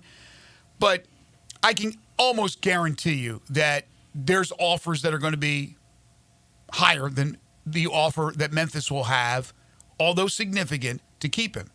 So if Haggerty stays, what would you say to that? Because you're saying that you go to the highest bidder. We won't know what those offers are. We won't know. Yeah, but I'll guarantee you they're not going to have the highest offer. But you can't guarantee that. You don't know. I'm know. talking to some people, man. I'm telling you. You're talking to the people at the other schools who are offering? Well, I'm talking to some people that know. So we'll see. But and again, he can do whatever he wants. I'm just saying what I would do. Right. No, PJ Haggerty can take 0. I don't care. But what I'm saying, what I would do, if I was him, I would say, show me the money. Then whoever has the most money, if it's you brought up a $250,000 difference, it wouldn't even be a question in my mind. I would take the $250,000. Yeah, I'm saying, I don't even think that's that significant. Yes, of course it is for a young player that hasn't had the money, and now maybe for the second year or third year, depending on what year they are in college, picking up paychecks now. Who knows? There's also the revenue sharing that's coming in, right? So they're getting money from the revenue sharing as well. So there's that. But that's comparing it to whether or not you want to try to go pro with no guarantees right now. Haggerty doesn't have the complete game yet. He's certainly capable of making it and making a nice living professionally. Whether or not he's a first-round NBA pick, I don't know, even though he's a second-team All-American. The jury, I think, is still out on that. But let's say that the choice is that he's staying and he's playing college ball. Yeah, if it's a significant increase, you can't say no, especially with who's going to be giving you those offers. It's going to be big-time programs that'll probably – are big-time schools that will probably have a big-time basketball program. But as in the case of – we were just talking about Buzz Williams and your speculation about, well, maybe A&M and the behemoth that is football is just too big for him as far as basketball is concerned. Maybe that's the same with a player going to a place where they want to be – story A, not story B. There's a lot of factors. The coach, certainly. The system that they run, the style, the fan base, the arena they play in, the city that they are. Even some actually care about school. So there's a lot of things. But yes, money is the ultimate factor. And so if you're talking about $1 million offer and a $2 million offer, it's a no-brainer. But I'm telling you, if it's something where it's significant money, you're going to make $1.5 million or $1.75 million, and somebody offers you $2 million, I don't think you're just jumping at that just because it's $250. You would do it. Others, I'm not so sure. But again, maybe we find out, maybe we don't. Speaking of basketball, you want to become a better all-around basketball player, but in particular, a better shooter. I got the place for you. It's called Shoot 360 Memphis with 2 locations in Cordova and in Collierville. What is it? It's a revolutionary basketball training facility. It combines cutting-edge technology with gamification and provides instant objective feedback with hands-on one-on-one expert coaching. So you not only get the hands-on coaching, but you got the analytics, the numbers that tell you what you're doing right, what you're doing wrong instantaneously. There is nothing like it. They have a Cordova facility that is 50,000 square foot. They have 2 NBA regulation-sized courts, 3 high school-sized courts. So teams are over there as well, playing games, working out. They got 4 shooting bays with Shoot 360 technology, and now memberships available on a monthly basis. And you can become a member at both locations. So whether you're an aspiring young talent, an NBA player, or looking for a unique workout, all skill levels are welcome at Shoot 360 Memphis to learn proper shooting and passing techniques, improve fundamentals, and gain a competitive edge while having fun. Give them a call in Cordova. Set up a tour today at 901-779-3176. In Collierville at 901-316-5500, or just go online to sign up at Shoot 360 Memphis. The future of basketball training is here at Shoot 360 Memphis. Jerry Palm is on deck. This is Sports 56 Mornings with Greg and Eli on Real Sports Talk, Sports 56, 98.5 FM. Broadcasting from the Family Leisure Studio, we are Sports 56 and 98.5 FM. They're taking care of business in Memphis, right on the river with Grind City Brewing and all of their great products. Look, this was a dream come true for a father and son duo, and if you have not been to that brewery right on the river, just to the north of downtown, you're really missing something special. And now you can't miss their products. Wherever you go, you see a brand new label. It's clean, it's beautiful, it's distinctive. You'll know Grind City Brewing, and of course you know their products like Poppy's Pills, that great Pilsner, or Tiger Tail, that very creative craft malt liquor. There's the new Thaddeus Amber Lager. That is absolutely a great light beer. There's the India Pale called God Hopper. It's outstanding. And then there's the Belga, the Belgian-style wheat ale. They keep bringing hits at Grind City Brewing. Is your wife asking you to stop eating junk food? We have it covered at Humdinger. It's quick, it's healthy, and most important, it tastes amazing. Many choices from salmon salad to rainbow trout and grilled asparagus. Come visit us for lunch at Humdinger, 6300 Poplar Avenue. So good, Coach Penny eats with us weekly. Don't forget, Humdinger's offers full-service catering for weddings, social events, or your corporate lunches. You can call 901-260-8292 to find out more. The first ever preseason pool spa and patio event is going on now at Family Leisure. First time ever with unbelievable savings. You want a pool? They're starting at just $19.99. How about a spa? They're starting at just $29.99. Patio furniture sets are starting at $7.99. Cold plunges and swim spas are just, well, I can't even say those prices. But I will say they're priced to move. There are so many deals going on right now during the first ever preseason pool spa and patio event. You've got to come in and see the savings for yourself. But wait, there's more. So you can register to win either a free pool, a spa, or a patio set. Yes, a free pool, spa, or patio set. Just like our family leisure to sign up. This is a first time ever pre-season pool, spa, patio event. It's going on right now at Family Leisure. Family Leisure. Waiting Road at I-40. Family and fun come together. This traffic brought to you by Brinson Tax Service. They protect you like family. Sports 56 traffic. Good morning. Still working with a couple of accidents out here. It has increased with that volume. Coming down I-40 west in from Fayette County into Shelby County as you pass 269. It's building pretty good over here now on 240 east and westbound around Mill Branch. It continues to pick up with that traffic volume through the Midtown area. Right on schedule, actually, for this time of the morning on 240 north at Lamar. Weimer's Jewelry is your diamond engagement ring headquarters. This bridal season that's coming up, make sure you check with them first because you'll save a lot of money shopping local at Weimer's Jewelry, 7525 Highway 64. I'm Commander Chuck with your on-time traffic. Now back to Sports 56 mornings on Sports 56 and 98.5 FM. This hour is brought to you by James Gaddis Jewelers. Diamonds are forever. Here once again, Greg Gaston and Eli Savoy. I would like to say it's the calm before the storm, but there's nothing calm about what's going on outside. There's no rain. The storms aren't here yet, but it is windy. That wind is blowing, but the storms are coming tonight. So, again, be extremely careful if you're going to be out tonight or overnight. Driving around the area, flooding is a strong possibility, but they're talking about possible hail and even possible tornadic activity going on tonight, and that rain and thunderstorms will continue for a while. It is Wednesday. That means it's time to talk to Jerry Palm. It's time for Sports 56 mornings weekly chat with Jerry Palm. College football, basketball, brackets for CBS Sports.com. Here are Greg, and Jerry. He is Jerry Palm, CBS Sports, CBSSports.com. He joins us on the Sissy's Log Cabin guest line. You can follow Jerry on Twitter at JPPalmCBS. Jerry, your favorite Val Kilmer movie? Oh, gosh. Probably Batman. What's it, Batman Forever? Yeah, that one, I think. Yeah. Wrong answer. It was one of them. Well, that may be the wrong answer. You failed the test. Yeah, well. I'm not a movie file, so. The correct answer was Tombstone, but that's okay. Yeah, I didn't even see that. So, Jerry. I told you I'm not a movie file.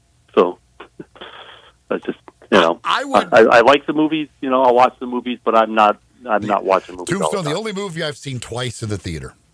Really? Went back-to-back nights.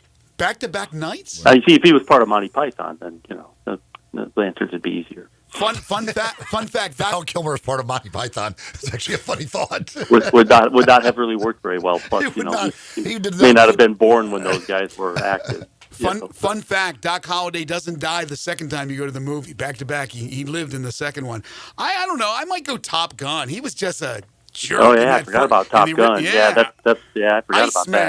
That would also have been an acceptable answer. Yeah, I mean, he was great. Yeah. As Jim Morrison, as the what was Morrison's nickname? The Lizard or the Lounge Lizard or something like that. He was phenomenal with that as well. But you know what else is phenomenal? The darn NCAA tournament's got 4 number ones for the first time since 2008. Ironically, back in San Antonio where it took place in 2008. What do you think so far of everything you watched? I'm not triggering your audience if I bring up 2008, am I? It's maybe too soon for some, but I think most have gotten used to it. Yeah, was that a memorable event for me. This tournament has been great. I mean, we've seen them. We haven't seen the upsets. We haven't seen much of the Cinderellas. The lower seeds are not doing all that well in these games. But the quality has risen to the top. These have been, arguably the 4 best teams all season. So, here we are. We're going to get a chance to see them play off against each other, and you can make a case for any of them to win. I guess Duke is probably the favorite because of how they played in the tournament. Mm-hmm. Florida was the favorite going in. That's who I had in my final. in my bracket. I picked Florida to win. We'll see how it goes. But any of these teams could win. Auburn was the best team for most of the season. Houston has the best defense of anybody. And they're better offensively than people even realize because they're so well known for their defense.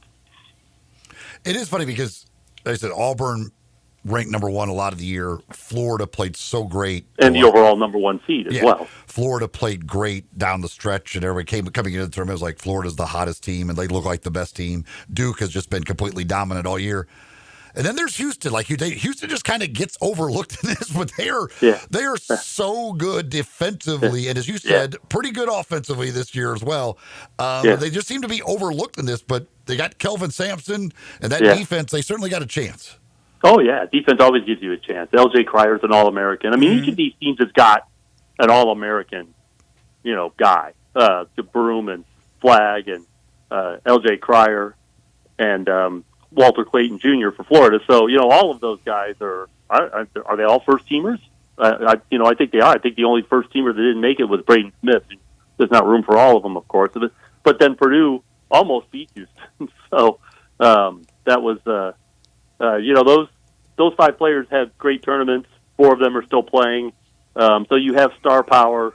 You don't just have the best teams, but you also have star power in this tournament. So I think it should be pretty entertaining. Well, a lot of times the national champion goes through a rough game where they eke one out and they show perseverance. And I'm telling you, Florida right now with Walter Clayton, Walter Clayton Jr. is a clutch player. I'm telling you, this guy's going to be an all-star at the NBA level. I love his game. So Florida is that team that I think has gone through some games where they could have easily got knocked out the last couple games they played.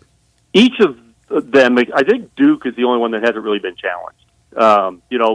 Houston and Purdue went down to the final possession. Florida had to come back against Texas Tech. Auburn was down in the second half to Michigan and went on something like a 19-0 run to erase a 10-point lead and create one of their own. So each of them have been challenged, but I don't think Duke has faced that kind of challenge yet. They'll probably get one.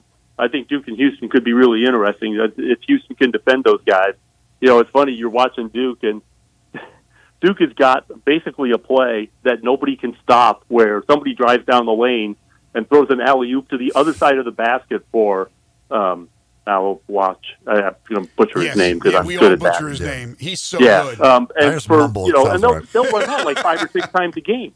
Little, short alley-oops for him 5 or 6 times a game, and nobody can seem to stop that. Right. So, we'll see what Houston can do with it. But that to me, is I guess they're both really interesting matchups, but Houston's defense against this Duke juggernaut offense, to me, seems to be the most intriguing of the matchups. By the way, L.J. Cryer, third team All-American. Oh, he was. Okay. Thank you. Mark Sears was the other first teamer. Right. With those other guys that you mentioned. Yeah. Your Boilermakers, that the defense on that final inbounds play by Houston was not very good. Well, it was also a well-designed play. Well, I mean, that was one of the best design plays I've ever seen. Got to guard the inbounder, Jerry. Well, so Purdue switches off the inbounder, and I don't see very many teams do that, but Purdue does that. In fact, I've seen them on inbound plays have 3 different guys on the inbounder before he passes the ball in. Oh, jeez. And I don't know, I think Cam Heide might have been the guy that was supposed to rotate down. Anyways, didn't get there in time. And so, that was a great play. But somebody was supposed to. Braden left the inbounder because that's how they defend that play or that situation. So someone else is supposed to get to the ball, rotate down to the ball, and that didn't happen. And it could have just been a miscommunication. I remember well before the tournament field was announced and the tournament got going, well before that, I said, would you take Auburn and Duke or the field? That was the question I kind of threw out there rhetorically for people. So now we're down to 4 teams. Would you take Auburn and Duke or the field, the rest of the field teams? Yeah, the field. Because your pick's Florida. Yeah, because I picked Florida, so I'm sticking with Florida. Isn't that amazing, though? Those 2 teams, the dominant teams pretty much the entire season, and here we are, and still it's up for grabs. It really is up for grabs. I picked Houston to win it all. So Eli's got Duke. You have Florida. I have Houston. Unfortunately, and we could all be wrong. We could all be wrong. Elijah had Texas Tech, and they because certainly had the a overall chance. number 1 seed is still playing, and none of us picked them. That's what I mean. I'm thinking about Auburn right here, and that are we undervaluing Auburn? They've been great all season long, and they're more than just Janai Broom. A lot more than just Janai Broom. Oh yeah, I mean they'd have to be. I mean Purdue was more than Zach Edey. As good as Zach Edey was, right. If it was just Zach Edey, Purdue wouldn't have made the Final Four. So it's never just one guy, unless you're Michael Jordan maybe. But it's hard to be a one guy team and be successful. And so Janai Broom, as good as he is, Cooper Flagg, as good as he is, these guys have got guys around them that are also very good players. So there's no way you're getting to this point if it's just a one man team. At this point, does the coach make a difference? He can, yeah, sure. Because you have to have a good game plan, and you have to be able to adjust on the fly. And I'm trying to think. Obviously, who's got experience among these coaches at this level, at the Final Four? John Shire is a player. Kelvin Sampson. This is Kelvin Sampson's first Final Four, right? Todd Golden's obviously first Final Four. No, Pearl been to the Sampson's been to a Final Four. Yeah, Sampson and Pearl have both been to Final Fours. Oh, they have. Okay, but with Houston, that's right. Houston was in it a few years ago. Never mind. Yeah. Yeah. So, who did Pearl go with? He took Auburn a few years ago. Did he? Oh, okay. All right. So, what was that backcourt? I forget what the backcourt was for that team. Okay. Really that's backcourt. Fine. So, anyway, so Golden's the only one that with no experience at all. And sure, that could be a factor. Yeah, Shire's young. Shire's young. I mean, obviously as a player and all that. So, and Golden, you're right. Golden went from San Francisco to Florida and has done a great job. But I mean, I don't know if it makes a difference in determining the winner of the game. But man, oh man, if I had my choice, I'd rather have Kelvin Sampson and Bruce Pearl over Shire and Golden. Yeah, well, I mean, for the coaches, I mean, first of all, you have to have a game plan. You have to put a good game plan together, and then you have to be able to adjust to the game as it unfolds. So the more experienced guys you would think would be better at that, but not necessarily. Bryce Brown and Jared. It'll be interesting to see what happens if Duke gets in a competitive game. Because yes, they haven't had one. Haven't really had one. There's no doubt the coach. When you talk about Purdue switches off the inbounder, who else do that? Kelvin Sampson. And he designed a play to get a guy wide open off an inbounds to get a layup. Right. The coach makes a difference at this point in time, especially if you get into a close game down the stretch. Hello? Can you hear us, Jerry? I can't hear you. Oh, let's put Jerry on hold, see what's going on there. Jerry? Elijah, check that out. Who was the backcourt again from Auburn? Bryce Brown and Jared Harper. Oh, yeah, Bryce Brown. Okay, I remember that now. Yeah, I mean, how did he not remember it? Bruce, Final Four. Of course, Kelvin Sampson, Final Four. Yeah, I'm thinking they're worth a couple of points. The experienced head coach who has been there, done that, seen that, done that. But I don't know. It doesn't mean that Golden and Florida isn't winning it all, or Shire's not winning it all with Duke. Now, Shire has seen it, been there as a player, and has that experience of having played under Coach Krzyzewski. I'm sure he leans on Coach Krzyzewski right now. It doesn't hurt to have somebody like that helping you out in your ear, but out there actually coaching on the court. In a situation that calls for a play like Houston designed.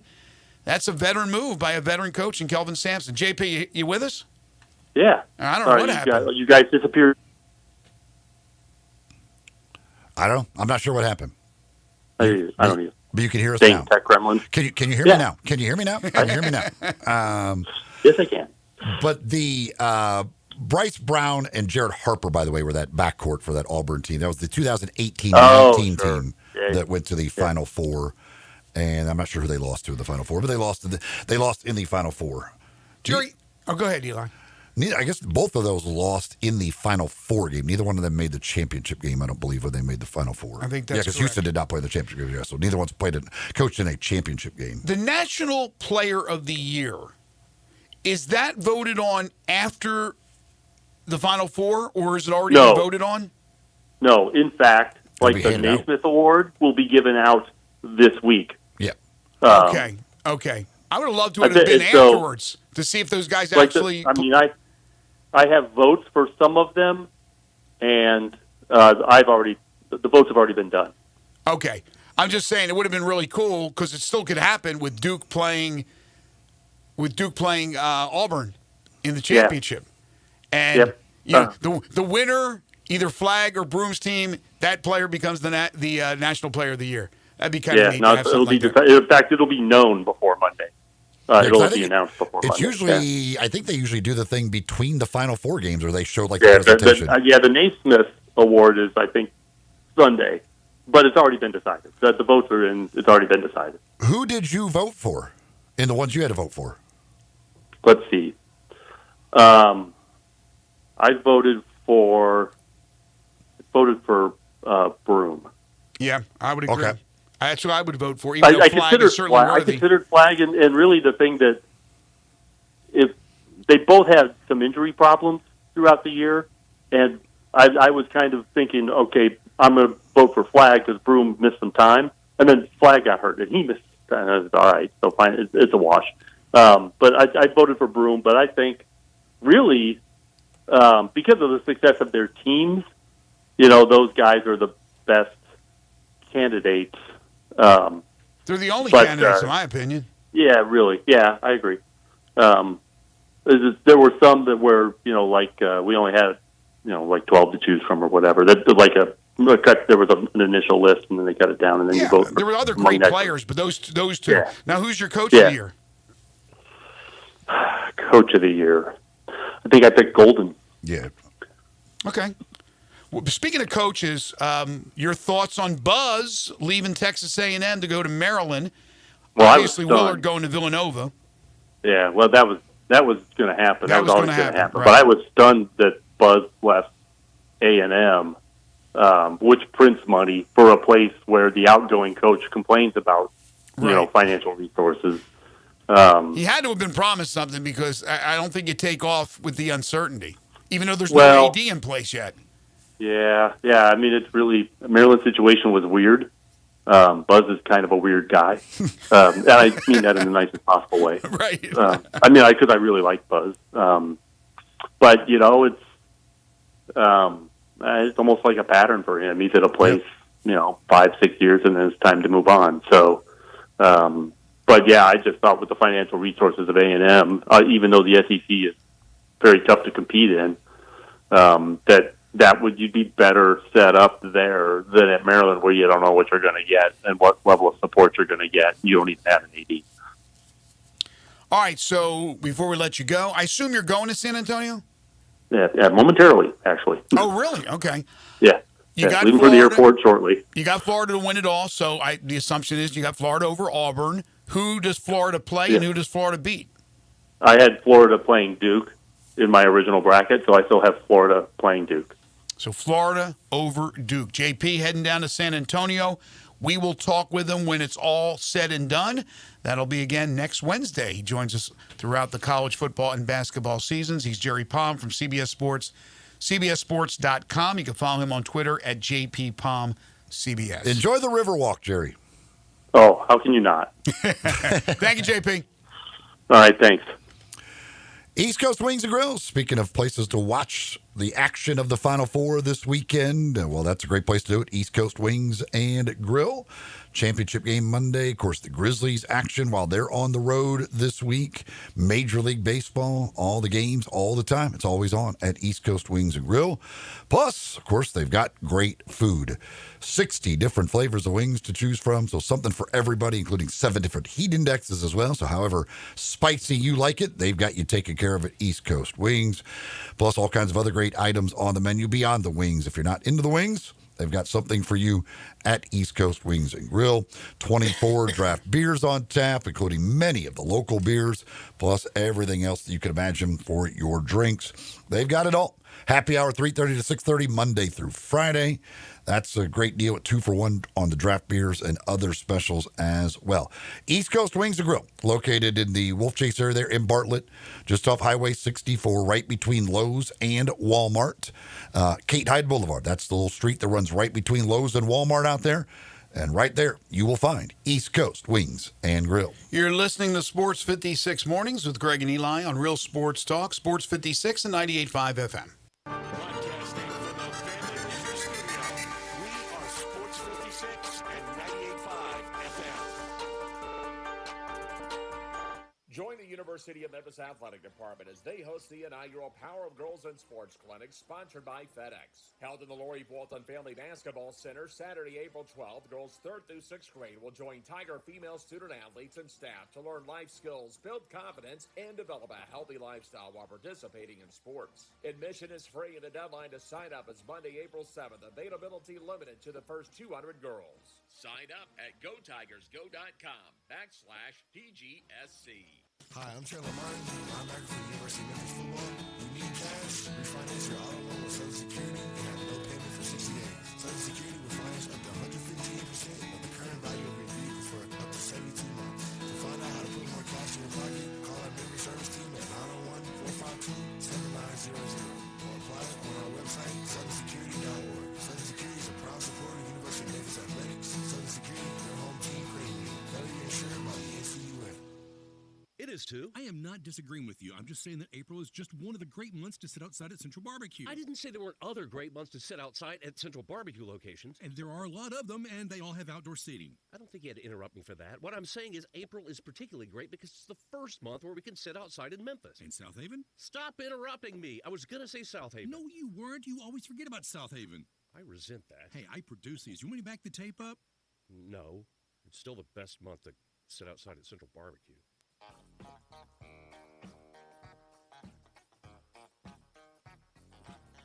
Now back to Sports 56 Mornings on Sports 56 and 98.5 FM. This hour is brought to you by James Gaddis Jewelers. Don't you just love it? Here once again, Greg Gaston and Eli Savoy.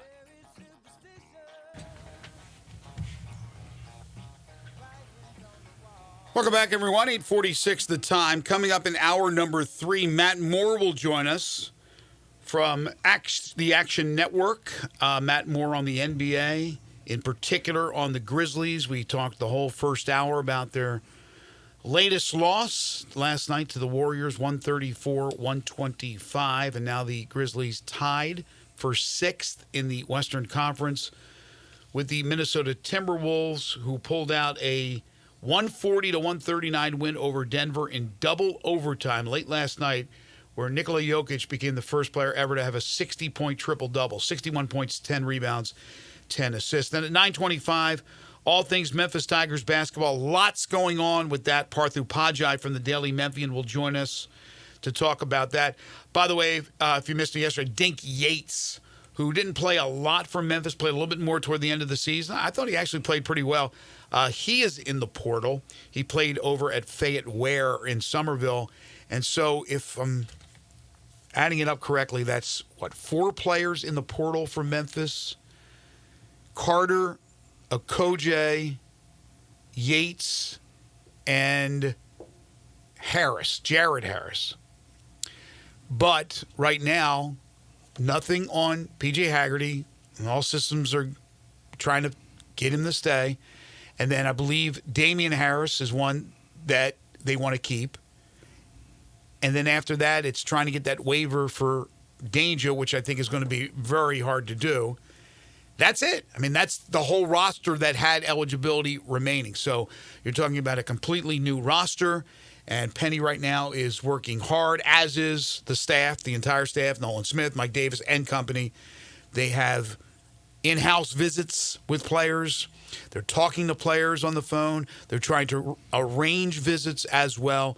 And so things are really heating up, and we'll know probably in the next 2-3 weeks about the whole roster pretty much and what it will look like. It doesn't mean it's absolutely complete in April, but for the most part, you'll know probably by the end of the month what this team will look like for next season. It is. It's quite the thing anymore with college basketball rosters. But again, that's the way it is. But Jokic was the third 60-point. I thought it was the first. He's the highest scoring, but Okay. he's the third 60-point. Luka and James Harden each had a 60-point triple-double. Okay. They both had 60 exactly. He had 61. So he has the most points ever in a triple-double, but the third 60-plus point triple-double. What do you think the greatest game by an individual player has been in the history of the? Is it Wilt's 100? I mean, I would have to look at some of Wilt. I mean, Wilt had like 50-point, 30 rebound. Like, I don't know. Like, Wilt's numbers are not even real. Like in games, I can't comprehend a lot of Wilt's numbers. Right, but you have to take everything into consideration.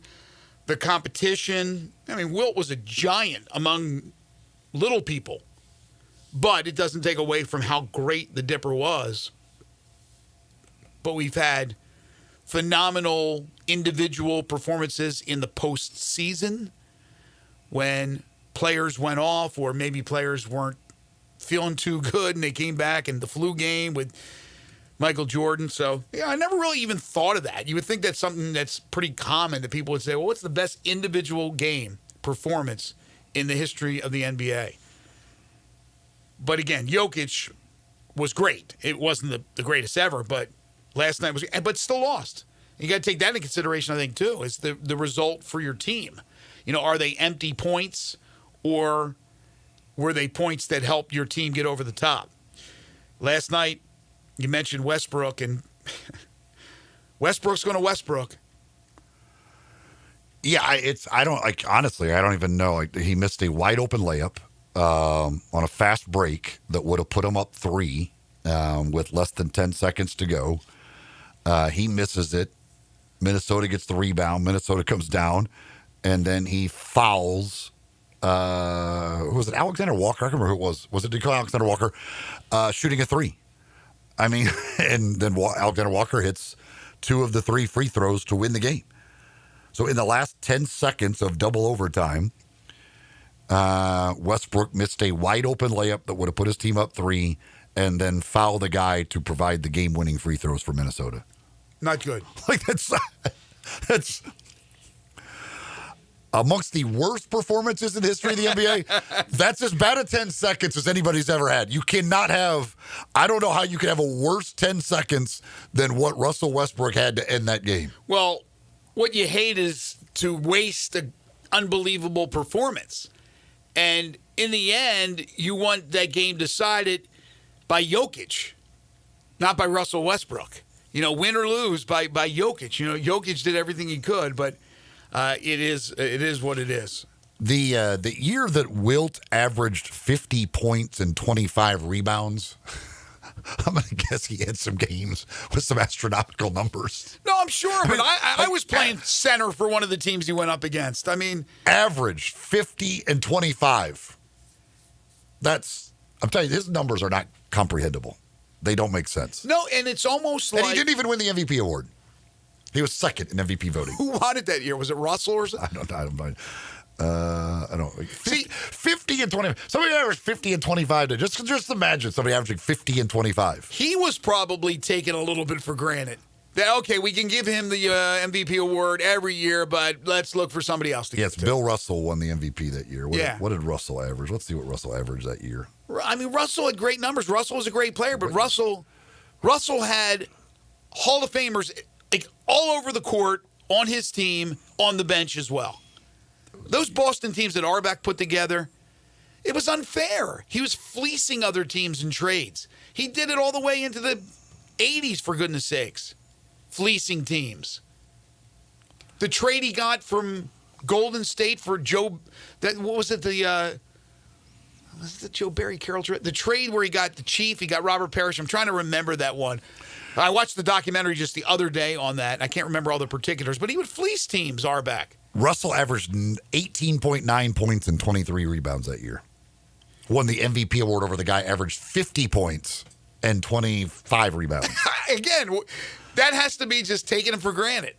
We give it to Wilt. Let's just give it to Russell. But Russell won a million of them. No, yeah, I mean that was Russell's third MVP award, his second in a row. Oh, you know what he it was? is? He was that was the second of 3 in a row that he won. It was the Philadelphia Warriors, right, that Wilt was playing for, and they probably sucked. And Boston was winning championships. Well, now this is interesting. What's that? No, I'm getting into now I'm down this rabbit hole here. That was the 61-62 season. Yeah, I remember it well. I was born that year. Wilt Chamberlain, Bill Russell was the MVP, but second team All-NBA. Chamberlain was first team All-NBA, but Russell got the MVP award over him. Voters have been pretty consistently bad over the years. Just sometimes it doesn't make sense. The year before,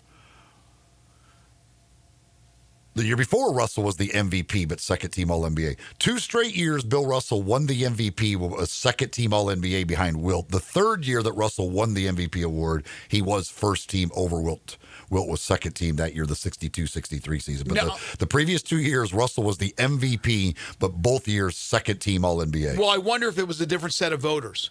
Did fellow players vote for one of them? Did general managers vote or head coaches vote? Or was it just strictly media voting for both? Because if that's the case, that's just dumb. That's dumb. See, I want to be the vote czar. Okay, we're going to give you the vote. But if I deem what you did was idiotic, then you lose the vote. It's done. It's like when Shohei retires and 5 years later, the vote comes in, he's on the ballot for the first time for Cooperstown, and there's one moron who doesn't vote him in. I take away that vote. And I have mercy on his soul. Or her soul. Every year that Wilt won his MVPs, he was first team All-NBA. Yeah, that's why it's impossible to compare errors. And I know there was that whole thing about who was it that came out and said Giannis would score 250 points and if he played in the 70s in a game? Like just, I mean, LeBron kidding. said that. Who was it? It was LeBron? LeBron. I mean, I know it's tongue in cheek, all that, but it was basically that he would absolutely dominate. Well, yeah, he would be a really good player.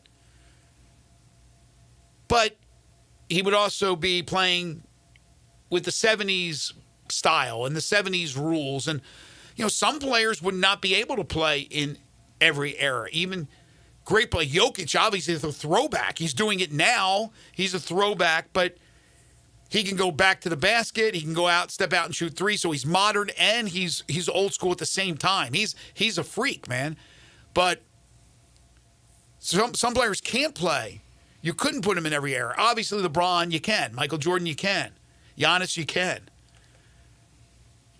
Be interesting with Steph Curry, who's the greatest shooter to ever play the game, but he would be beaten up if he played in the 70s and 80s. I'm not saying he wouldn't still be successful. They would beat the snot out of that guy. I mean, physically beat him. Not a brawl, but I'm talking about pushing him and shoving him and getting away with murder, which you can't do now. You can't put your hands on the guy. That, by the way, that Warriors team that when he averaged the 50, they were 49 and 31. But Boston won it, I assume? And probably the awards were announced and voted on after the whole season was done? Something's weird about that. I'm sure Boston won it, because they won it all the time. Yeah. But it wasn't like Warriors weren't bad. They were good. They were 49 No, they were 31. good. They were good. Was Hal Greer on the Warriors? And then I'm trying to remember some of the other players that played for them. But Boston had bench guys that were Hall of Famers. Those teams that Auerbach put together. It was crazy.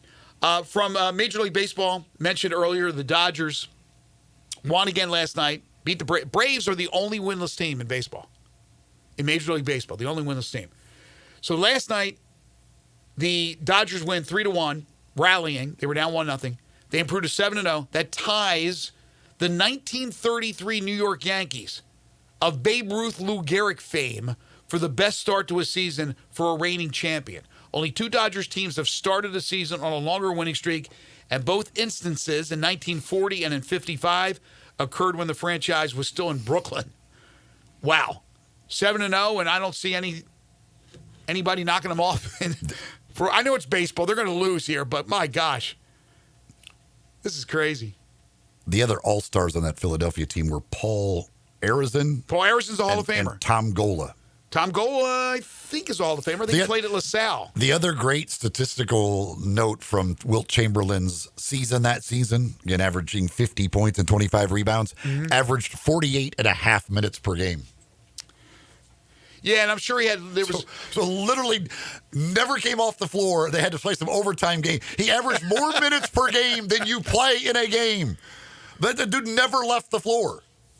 There was no such thing as load management. Like, that's back insane. Like, you'd think you might have just gotten out of a game for here or there, like for a few minutes, but literally had to be on the floor. I don't know how many overtime games they played that year, but dude, averaged more minutes per game than there are minutes in a game. And probably made about $4,700 for the season. It was a different time. We'll take a break. When we come back, we open up Hour 3, talking NBA, talking Grizzlies with Matt Moore from the Action Network. This is Sports 56 Mornings with Greg and Eli on Real Sports Talk, Sports 56 and 98.5 FM.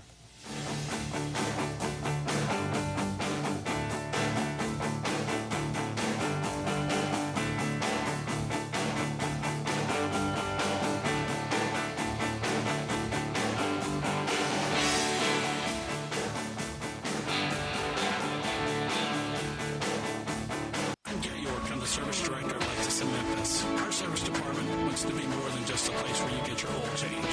We do glass repair, windshield replacement, recalibration of your camera and sonar systems, even wheel repair, tire replacement, all the things you would expect from a luxury automotive dealer. Please check out our website. You can schedule your appointment, check out our specials, hours of operation, or if you'd like to do it in person, please reach out to one of our associates at 901-271-5199.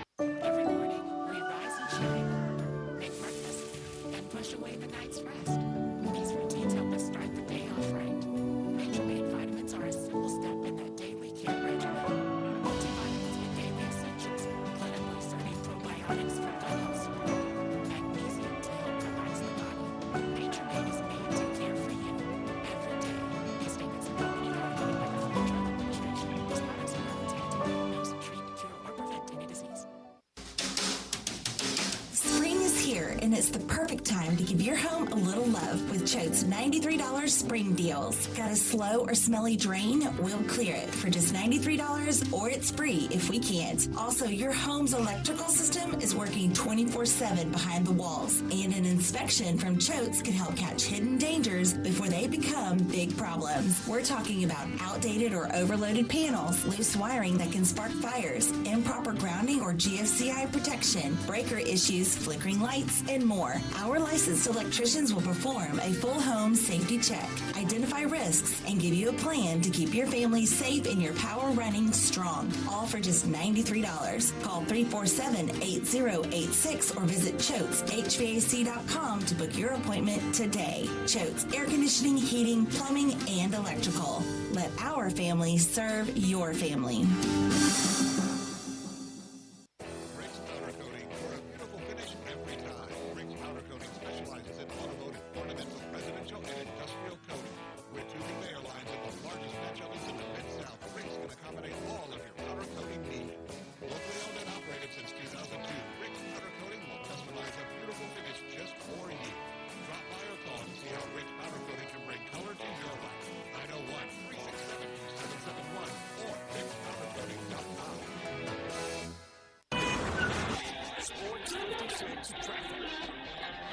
Good morning. Still a little bit of volume right now. Trying to get up through the Midtown area on 240 northbound as you come past Lamar, as traffic continues to build in from Fayette County into Shelby County on 40 coming west here, passing Germantown Parkway all the way down to Sycamore View Road. It's been pretty quiet as far as activity, accidents, delays on Bill Morris Parkway 385, continuing inbound onto that ramp there to 240.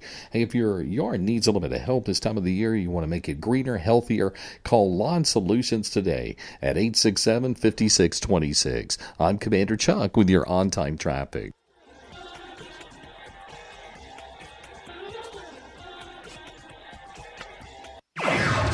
Sports 56, WHBQ Memphis, and W253DF Memphis with John Martin. Weekdays from 11 to 1.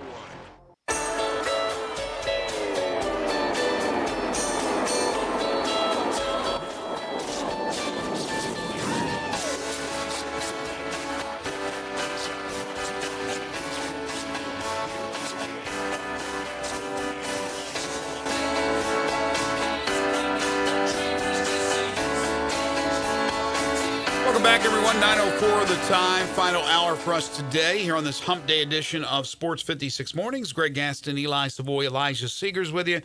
Broadcasting live. We're live and local.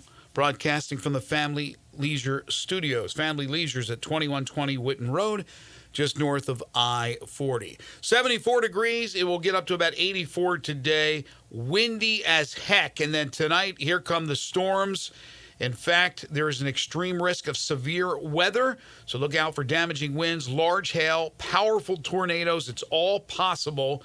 That rain will continue into Thursday morning, then more thunder showers in the forecast for Thursday, Friday, Saturday, and clouding up and hopefully drying up on Sunday. Temperatures fluctuating as high as 84 on Friday to a high temperature of only 55 on Sunday. Hour 3 of the program is brought to you by Jenkins Floors and More, located at 2356 Goodman Road. That's in Horn Lake, Mississippi. They also have stores in Cleveland, Mississippi, and in Little Rock, Arkansas. You can call them at 662-469-9350. They're open Monday through Saturday, closed on Sunday. They specialize in flooring and carpeting, hardwoods by Portercraft, carpeting from Southern Luxury Carpet, ceramic and porcelain tiles, backsplashes for your kitchens and bathrooms, plantation shutters and blinds, and so much more. They sell it wholesale. Skip the middleman, save you lots of money in the process, and they will come to you. They'll give you a free estimate, bring you different samples, and they'll have the job done for you in a 2-week turnaround. So if you want to go with Jenkins, it just makes sense. Again, you're getting top-of-the-line material at a discounted price, and they can do the job for you in 2 weeks or less. Of course, if you want to do it yourself, that's fine as well. Take advantage of the discounted prices at Jenkins Floors and More, 2356 Goodman Road in Horn Lake, Mississippi, or call them at 662-469-9350. We talk more basketball, more Grizzlies with our friend Matt Moore, NBA writer for the Action Network. You can follow him on Twitter at HP Basketball. He joins us now on Sports 56 Mornings. Hey, Matt, how are you? Hey, guys, how are you? Doing okay. Matt, you're out there in Denver. Can you explain to me, why does Russell Westbrook hate the Grizzlies that just gave Minnesota a game last night? I'm pretty sure Russell Westbrook hates himself this morning, man. He was pretty not happy with his own performance there late in the game, understandably. But, yeah, that was a wild game and a wild sequence last night in Denver. So, with since Eli brought up that game, Jokic just absolutely another phenomenal performance. You have the Timberwolves after the game with their tongues hanging out, talking about how great it was. We know he's the best player on the planet.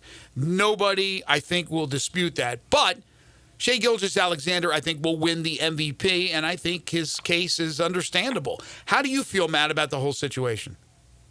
It's close, man. You know, I'm writing up the definitive cases for both those guys and going through all the numbers and the resume, and also just watching all the games and watching the possessions, watching how great these guys are. And it's an all-timer. I think the case for Shai is simply he wins the most. Not games, because that's a team thing, but he wins his minutes. He wins his possessions. He wins every shot that he puts up. He wins that over the course of the season. And that's, you know, if we're going to talk about what's important in sports, well, in professional sports, the most important thing is money, and the second most important thing is winning. And Shai's been the best at winning. But what Jokic has done, you know, this might be the best offensive season in history if you factor in everything. You know, assists, steals, shot creation, efficiency, everything. Might be the best. And that's wild to me. The other problem I've kind of had is, you know, he's going to have won 3 MVPs. This is his best season. There's no question. This has been the best season of his career. So he's going to have won 3 MVPs and not one MVP when he had his best season. That's a weird one. Mm-hmm. So it's very crazy. It's very weird. I think it goes to how great the race is. I think Shai is a very deserving winner, but it's definitely going to be one that everyone kind of wonders, I think, when they look back, at least at the stats, and goes, how did Jokic not win? So you mentioned it was a wild sequence at the end of that game last night. It has been a wild couple of months, I guess, now for the Grizzlies as they continue to tumble down the standings towards the play-in. Taylor Jenkins, a victim of that. You wrote a big piece about titled "The Results Have to Matter at Some Point," which is very, very good. your kind of explain to people kind of your thoughts and what your reaction was, first of all, when you got the news that Taylor Jenkins was fired. Yeah, I mean, I've been paying attention to Memphis fans' reactions to games over the last couple of weeks and months, so I wasn't necessarily surprised. It wasn't surprising to me that this happened the way that it shocked everybody else, because fans, I think, usually know that something is off before sometimes everybody else catches up to it, especially in a market like Memphis, and so I wasn't surprised at it. I still continue to think it's the wrong move. I just can't get there on... I understand the defensive slide, but I'm a guy that watches the NBA regular season from such a far perspective that I'm like, you're going to have these stretches. Like, this isn't uncommon to have this kind of drop. This isn't all that crazy. Like, do I think that they are the 28th ranked defense in the NBA? No. Like, that's not the quality of their defense. The games against good teams is the other argument, and I just know, everyone cites the number, but doesn't go and look at, well, what about the other teams in the league? What are they? How many teams are over 500 against those elite teams, against those good teams? Oh, there's only 5 of them? Oh, like, if you win all the games that you're supposed to versus the bad teams, and you win all the games against teams that are as good as you, and you win against teams that are elite, that's the Thunder, and you're winning 70 games. Is that the standard? And so I just wind up believing that Taylor did such a good job in so many areas and was so well regarded, and rotations or whatever else. I think those things are fans are always going to complain about those things.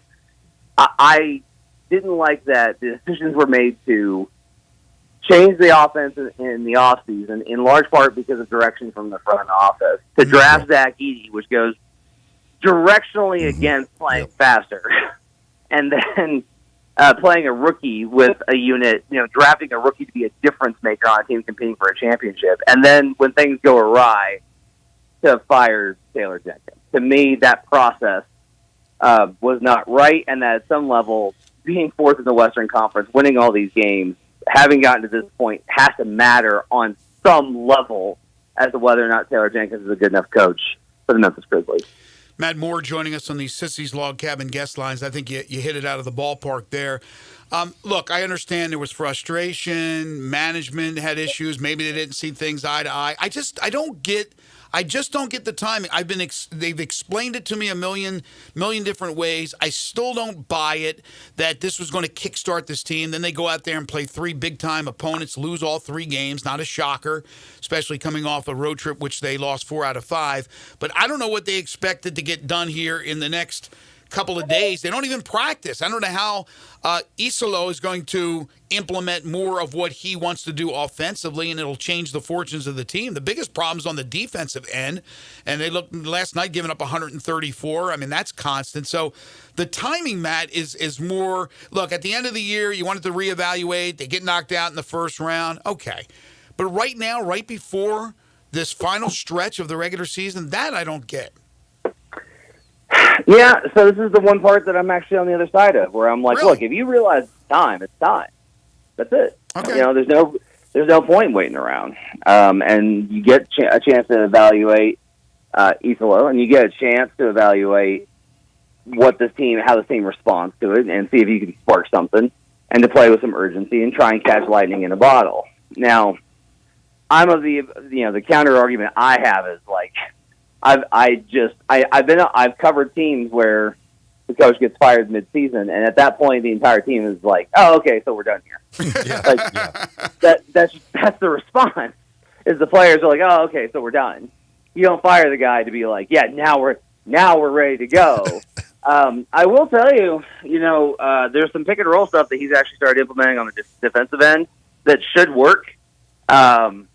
Or is working actually a little bit better. Like, I really like the scheme that Isolo is providing on that side. And if you're like, how can you like that when they're giving up 130 points? Well, it's because they're playing Scottie Pippen Jr. and Zach Edey together against Steph Curry and the Golden State Warriors. Like, that's where I get to. And Edey's winning he won his minutes last night. But I just do not have confidence that they're going to be able to get it done from a personnel perspective. I actually think that largely Brandon Clark's injury is such a bigger deal in all this, where he was able to provide them with lineup versatility that they needed in certain lineups. They just needed that. And they're short one defender that they traded to the Washington Wizards, and maybe he would have never been healthy, and that's fine, but there's all these other problems.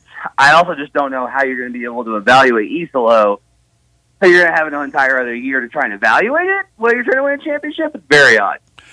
So there was the story by Ramona Shelburne on ESPN yesterday about the Grizzlies, and in there was a quote from a GM that talked about that they don't believe that you could win multiple series with Ja as your best player. Said most years probably wouldn't win one series. What's your thoughts on Ja and really the big three of Ja, Jaren, and Desmond Bane, and what truly that threesome, how good they are and what they are capable of? That's a good question. There are still nights where I think Ja looks amazing, where his playmaking stands out and his ability to turn the corner and the athleticism is there. But he's come back as a worse shooter, not a better one, and that's a real problem. If that curve doesn't correct itself, he's not going to be able to take the step forward. He lost really 18 months of basketball, of professional NBA basketball, for him to work through those things. And that really set him back. Like, I can't really stress enough how catastrophic, not just for the Grizzlies' momentum and everything else, but for the development curve. And so I don't really have a good sense of what Ja is or is going to be based off of that. Now, I'll say this, that, it's been weird to me that so many people are quick to kind of point out there's this weird double-edged sword where it's like, well, they had to fire Taylor because Ja wasn't happy, and Ja's, I think, done a pretty good job of getting out there that that was not his position. He may have been unhappy with the offense, but I don't think Ja wanted Taylor fired. He might have wanted LaRoche gone, but that's different. And so I don't have a good sense of where this goes for him, especially in a league where Luka Doncic gets traded, especially in a league where so many max contract guys, teams are saying, no, it's not worth it. You have to be absolutely sure. So what does that mean? I do know that Jaren's been the best player on the team and been consistently there and has tried to be responsible. And if he can just stop fouling, they're going to be in such a better position because of how great I think he's been and has become. Desmond's been tough because I've been a huge Desmond Bane guy. The advanced numbers are very bad on Desmond from an analytics standpoint this year. Like, it has been bad from the impact of having him on the court. So I think right now you're in a position of like, look, if this goes as badly as it's going right now, change has to come. It just does. You can't go into it being like, yeah, we're going to keep Ja at this contract number and the future contract numbers and Jaren and Desmond. That might have not been possible even if they were great. So to me, if this keeps going the way it is, you have to consider major changes and reshaping the face of the franchise. Matt Moore joining us on the Sissy's Log Cabin guest line. Look, the coach more than often becomes the fall guy. You're not firing players. And general managers, they are let go from time to time, but it seems like Zach Kleiman's pretty much in with the mysterious Robert Pera. But we have been talking a lot on this show about where Memphis was at the All-Star break. Elijah, what was the record at the All-Star break? 36-18. And where were they in the standings? Second place. Okay, and what did the Grizzlies do, Matt? They did nothing. They did not make moves. Other teams made moves. They also got rid of Smart, that debacle. Now, he came out and he was transparent about it, and he said we took a swing and we missed, although a healthy Marcus Smart right now would be pretty good on the perimeter defending. So how much of the blame should go to Zach Kleiman? To me, I just continue to struggle with, and look, Zach's taking responsibility for it, right? Like, hey, this isn't just on Taylor. This doesn't fix things. This is a whole he said all the right things. The issue I have is just like, look, these changes were made from an organizational level. Like, you did decide to mandate at least to strongly to reshape the assistant bench Taylor Jenkins wasn't going to fire his own guys, most likely, to reshape that bench and go towards this all-gas, no-break pace, and then to draft Zach Edey and say he's a difference maker when he's applauding 7-footer in a league that struggles with those guys on the floor. So, to me, the whole sequence, it doesn't make a lot of sense, and I just think that there's got to be that evaluation. Now, I think that most of the things look pretty okay. I thought the bench has been great this year. I think it's actually the style, but that's one of the reasons the Grizzlies were really good is they were able to win with a lot of different lineups on the court, despite John not being great. But they weren't getting the best talent out of the star players. And so I think it's a real mess. I think it's all around, but I definitely think that to me, most of the things that went wrong were front office initiatives, and yet other people have taken the fall for them. You mentioned some of the changes you've seen on defense with what they're doing against the pick and roll, stuff like that. What do you see has been the issue defensively for them in this stretch when when they went from a top 10 defense to now basically awful defense? So I think starting with Brandon Clark going out, and that's not like I just really think Brandon Clark's great. Like the numbers bear forward out. That they were able to cover a lot. When Jaren gets in foul trouble, BC's able to go in a power forward spot. When they need to go small, BC can play next to Jaren. And so you have these lineups that are just a lot more real. Like these lineups where you have Scottie Pippen Jr. and Zach Edey, again, closing versus the Golden State Warriors, out of necessity because of where the roster is at, that's rough. Like it's very hard to get stops that way. They've got too many liabilities they can stack. Desmond has really taken a slide just in terms of his own perimeter containment. And the other thing that I see a lot is I do think that the all gas, no break pace took something out of them in terms of they ran out of gas in January. I like watching them last night. They were absolutely wheezing at the end of that game. And this is a group of guys in their prime, not on the other side of 30, that should be totally good, but they had played at such a pace that they were worn out and unable to adhere to the type of principles that you have to do in order to play sound defense. That plus some other things. What's weird to me is I'm just like, I think Ja has competed on that end. And I think Jalen Wells has been absolutely phenomenal defensively to the point where I think he's Rookie of the Year almost because of his defense, let alone his offense. So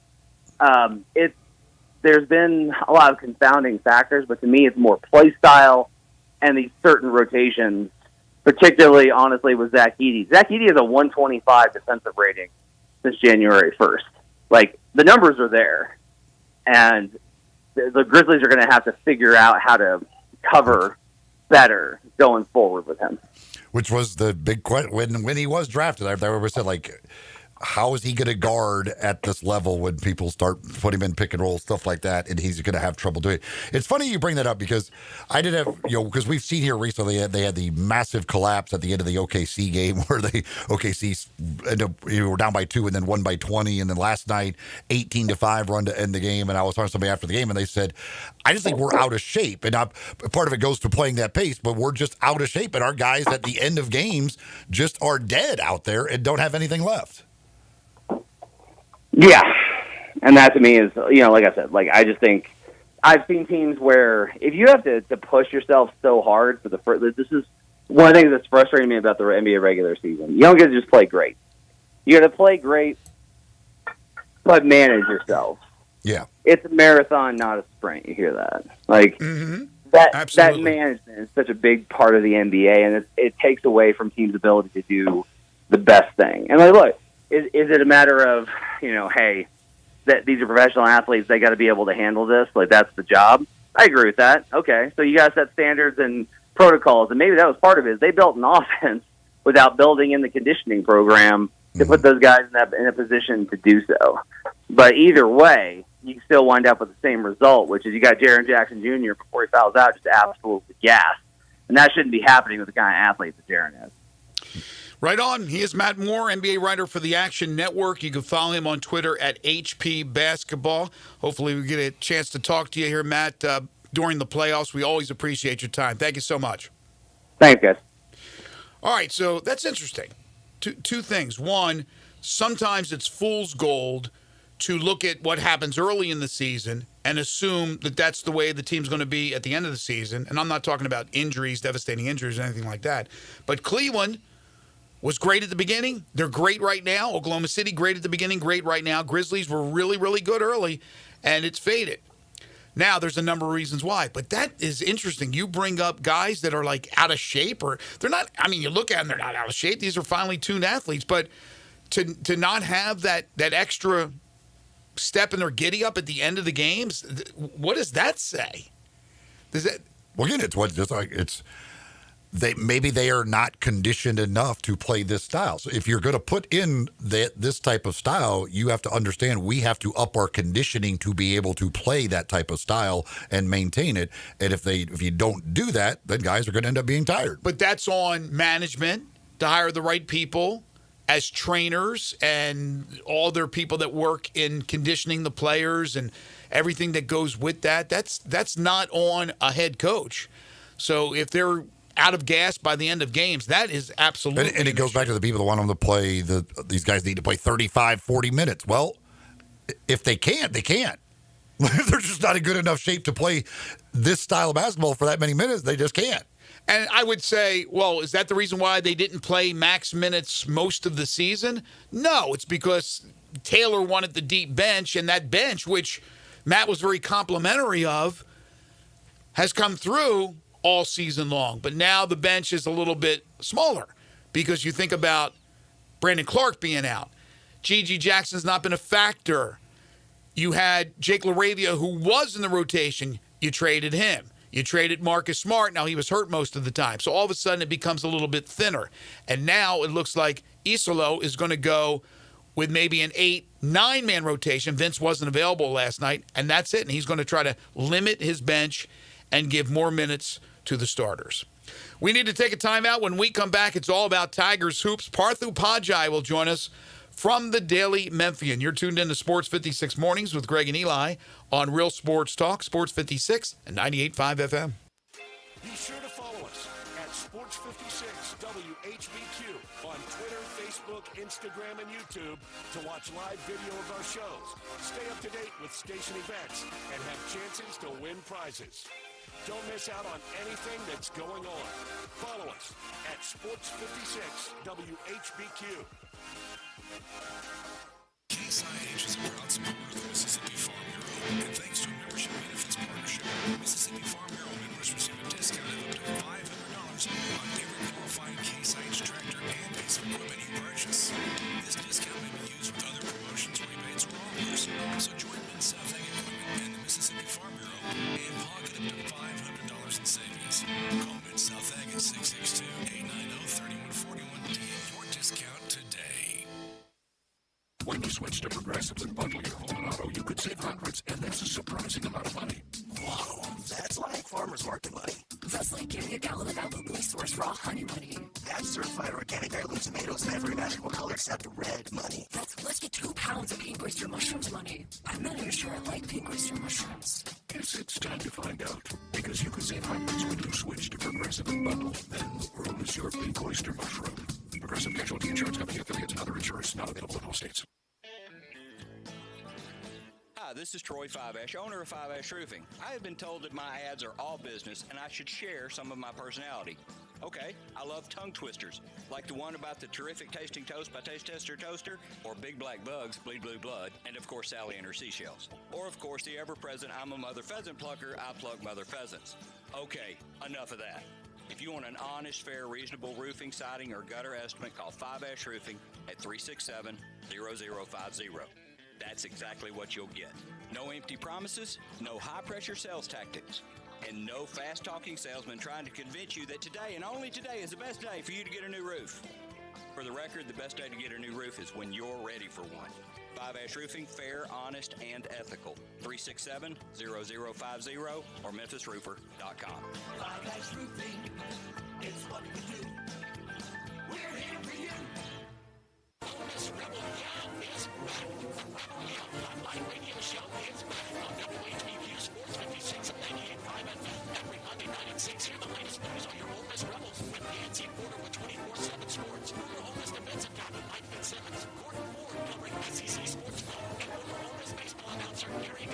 Kickoff with the extra innings. Your oldest sports on Rebel Yell Hotline Show. Right here Monday night at 6 on Sports 56, 560 AM and 98.5 FM. Your Mid-South Sports Station. Sports 56 traffic. Good morning, T-Dot. Still out here working with a couple of disabled vehicles. Still a bit of volume over here on 40 westbound from Germantown Parkway all the way down to Sycamore View Road. Still a little bit crowded coming southbound on Austin P as you get up on that ramp there to I-40. I-40 at the 101 connector over here at Watkins. Still looks pretty good, at least at the moment. Weimer's Jewelry serving the Memphis area now for what? Over 40 years? No matter what the occasion is, you'll save a lot of money by shopping local at Weimer's Jewelry on Highway 64. I'm Commander Chuck with your on-time traffic.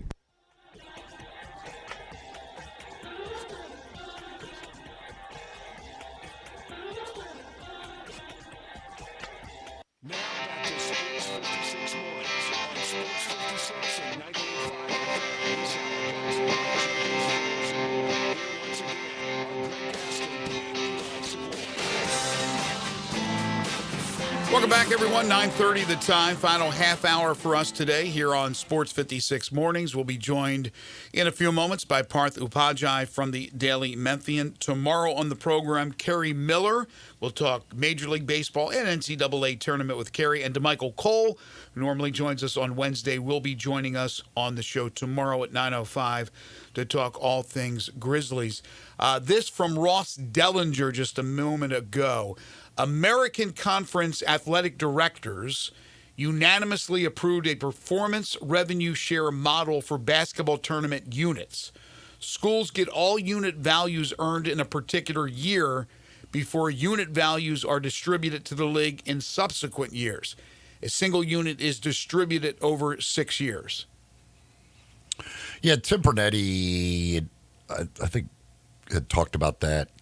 With us? Maybe at the conference tournament or somewhere along the line. Parth probably could have more on that. But, yeah, it's basically a reward, rewarding the teams who earn the – because the way the NCAA tournament units are distributed over a 6-year period, that's the way it is done.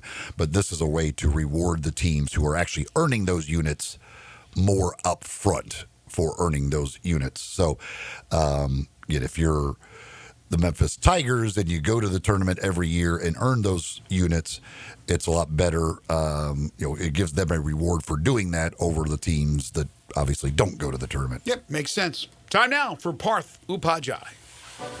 It's time to talk Memphis Tigers basketball. Joining Greg and Eli is Parth Upadhyay, the Tigers beat reporter for the Daily Memphian.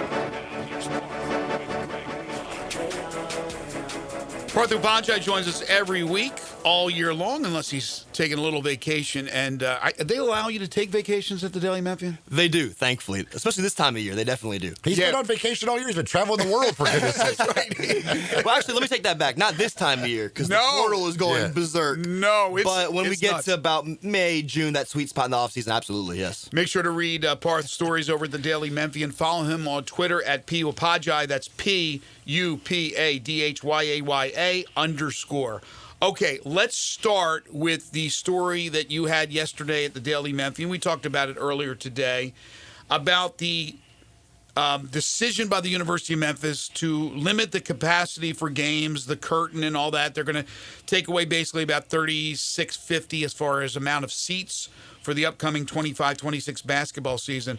And also the Shelby County sales tax rate, which they have been picking up for tickets and parking, that will now go to the fans, and that will be used in helping with revenue sharing. Correct. I mean, it'll be one less expense that the university has to take on, I don't know the numbers officially, but just from talking to folks, like that was, that sales tax that U of M was eating for all of its tickets, all of its parking for all sports was, it was significant? It was approaching the 7-figure-ish neighborhood, approaching. Oh, okay. It's a heavy number, right? So obviously a lot of programs around the country are now charging the consumer, the fan, a rev share fee, right? Like you'll see that a lot. You'll see that more and more across the country, and you've already started seeing it at certain places. Memphis is not doing that, so this is a way for them to recoup a cost that historically they had eaten for the spectator, for the fans. So how much of a difference is the ticket? What's the guesstimate from the university that the ticket would cost the consumer? Yeah, so they're saying that because folks will obviously be displaced, right? If they're curtaining off, or are you talking about the sales tax? I'm sorry. I'm just talking if let's say a ticket costs you $32, what will it cost you now? Well, see, that I don't know. 32 times 9.75. Well, yeah, I mean, 0.0975. You know, that would whatever math that. It's 9 cents for every dollar. Right. Exactly. Yeah. So it's more than 9 cents for every dollar, but yes. Yeah, I mean just 0.9.2 whatever. But again, that's marginal. It's not that much. The consumer won't see it. It won't hurt them. When you're buying season tickets, that's a pretty good number. 9 cents per dollar? 9.75% is the sales tax. So whatever number, let's say you check out at a store and your total says $200. That store has been eating your sales tax obviously for, I don't know, your whole life. Now all of a sudden, Greg Mart is saying that, hey, you got to pay the 9.75% sales tax, so you do 200 times, obviously 0.0975. Right, but my point is, if you bought a ticket to a game, how much is a men's basketball ticket? I guess it depends on the opponent, right? Yeah. Let's say it's a conference game. You're buying a ticket to watch them play Florida Atlantic. What'll it cost you? Let's say you're in the terrace level. Yes. Whatever's left of it. Yes. Yeah. $25, $30. What is it? Let's say 30. I've never bought a ticket, obviously, so I've no idea. So it'll cost you 9.75% for, so it's 9.75 times 30. 0.0975. Right. Yeah. So it'd be $3. Okay, so roughly it adding costs you $3 a ticket, and that money will be used to help with revenue sharing. Well, but that's not. They haven't said that. They haven't come out right and said that. They haven't said They've implied it, inferred it. If you look at the press release, they've said, hey, we are not charging you other fees. And by you, they're talking to the Tiger Nation Tiger fans. We're not charging you rev share fees. We're not charging you miscellaneous fees. This is a way for you, the fan, to help us, Memphis, transition to this new era of college athletics. Well, has there been any backlash from fans? Yeah, a little bit.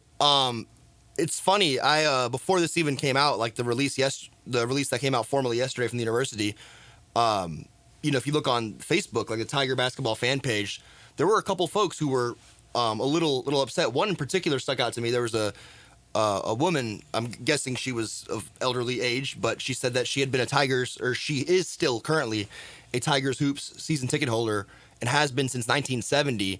And now the spot where her and her family sits in the terrace level, she was one of the 150, right? Because there's 150 people who were season ticket holders who have now been displaced from the terrace level and are being asked to find new seats, whether it be in the terrace level elsewhere, more expensive seats, or in the club level, plaza level, or whatever it may be.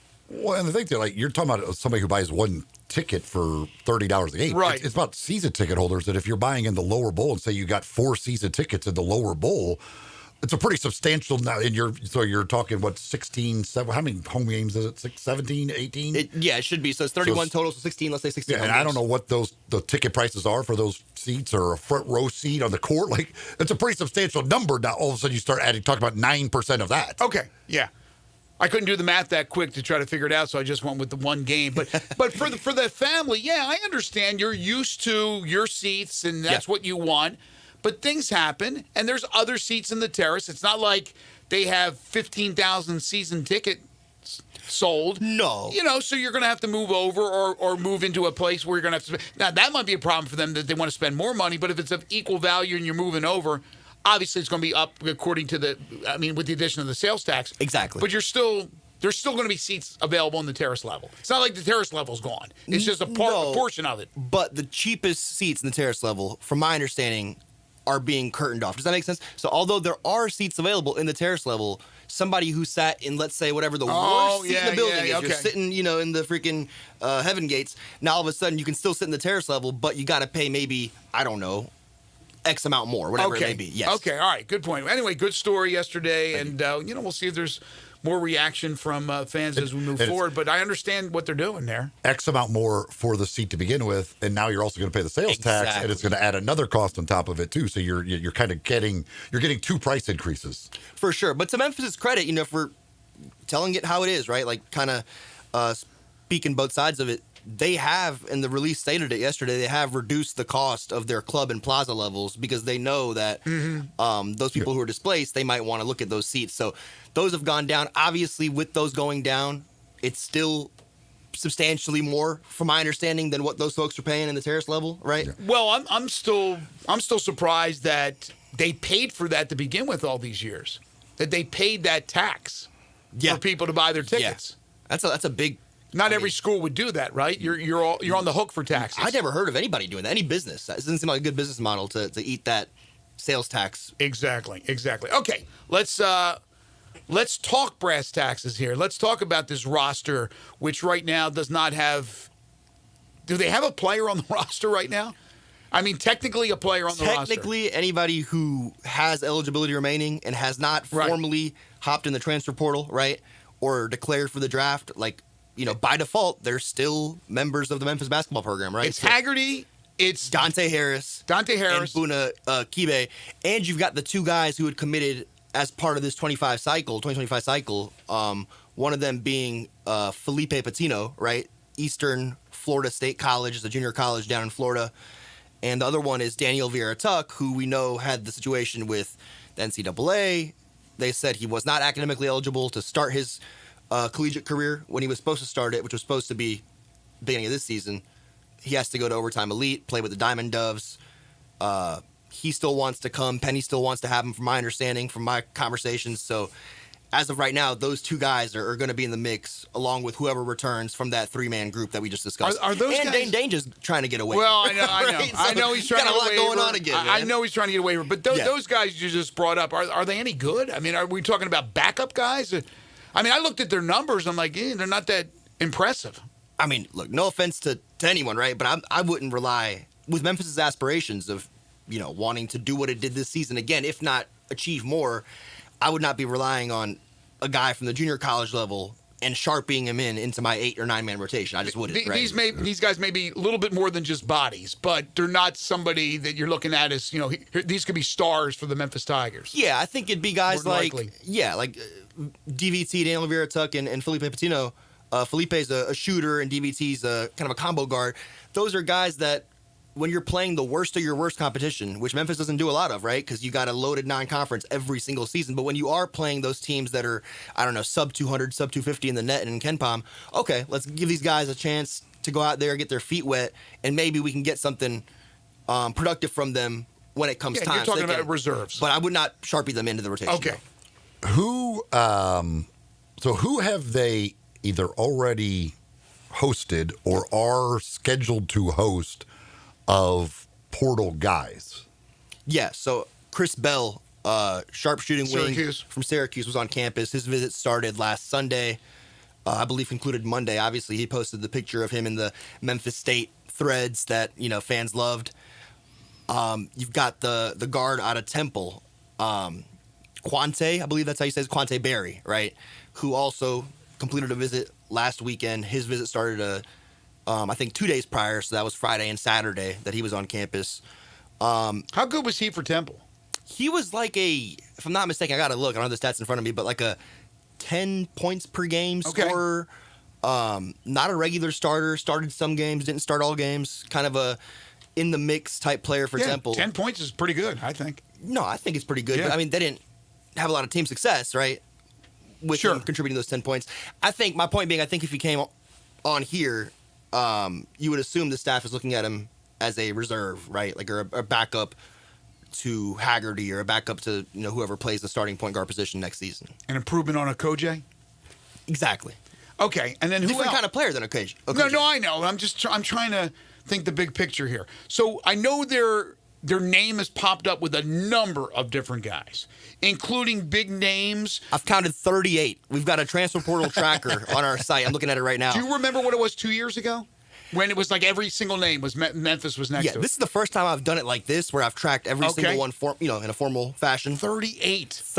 And that's just the ones that have been reported, right? Like, exactly. You got to think. Remember last year, Tyrese Hunter came on campus seemingly in the darkness of the night and committed, right? And a lot of people didn't know. So. Haggerty last year was ranked what as far as the portal guys? Yeah, he was the top 10 guy, right? He was the top 5 guy when he committed on April 4th, I believe it was. And then as other guys entered that mix, especially the guys who came from the draft process, withdrew themselves from the draft process, he fell down into the top 15, top 20, but still a highly coveted guy. Obviously. No so doubt. I'm looking at the list right now. This is from On3, and this is their top 10 available players.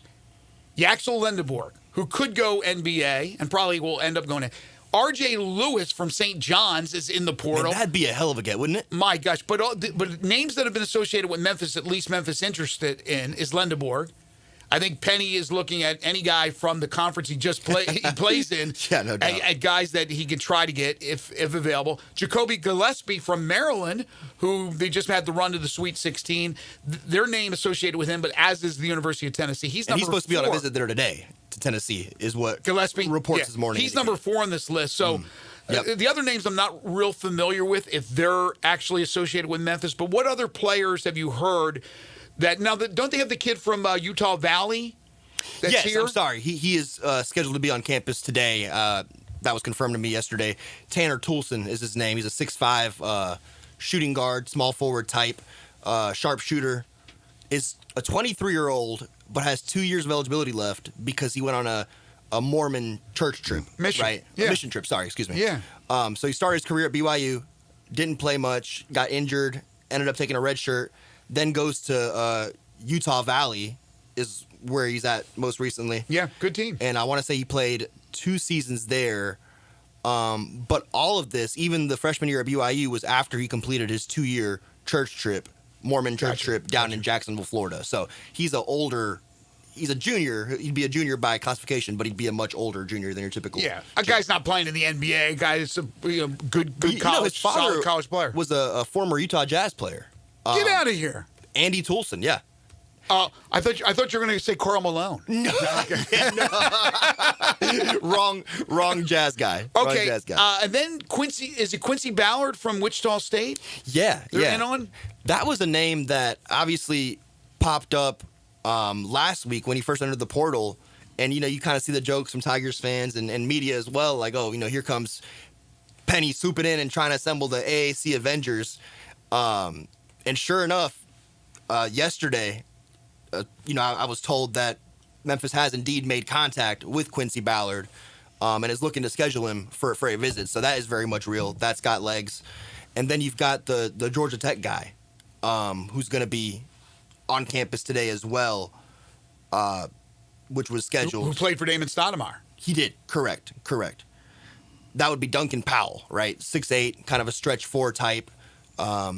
Played at NCANT in the MEAC for a couple seasons. Okay.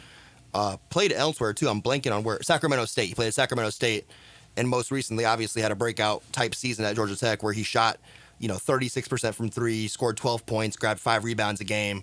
I think he's the type of player that, you watch film and you watch how he plays, and, that's like a Memphis Penny guy, right? Yeah, like I watched the video of him. Tough. Yeah, I agree. Yeah. I agree. So what do you think some of these better guys, what do you think their chances are? You have any idea at this point? It's hard to tell.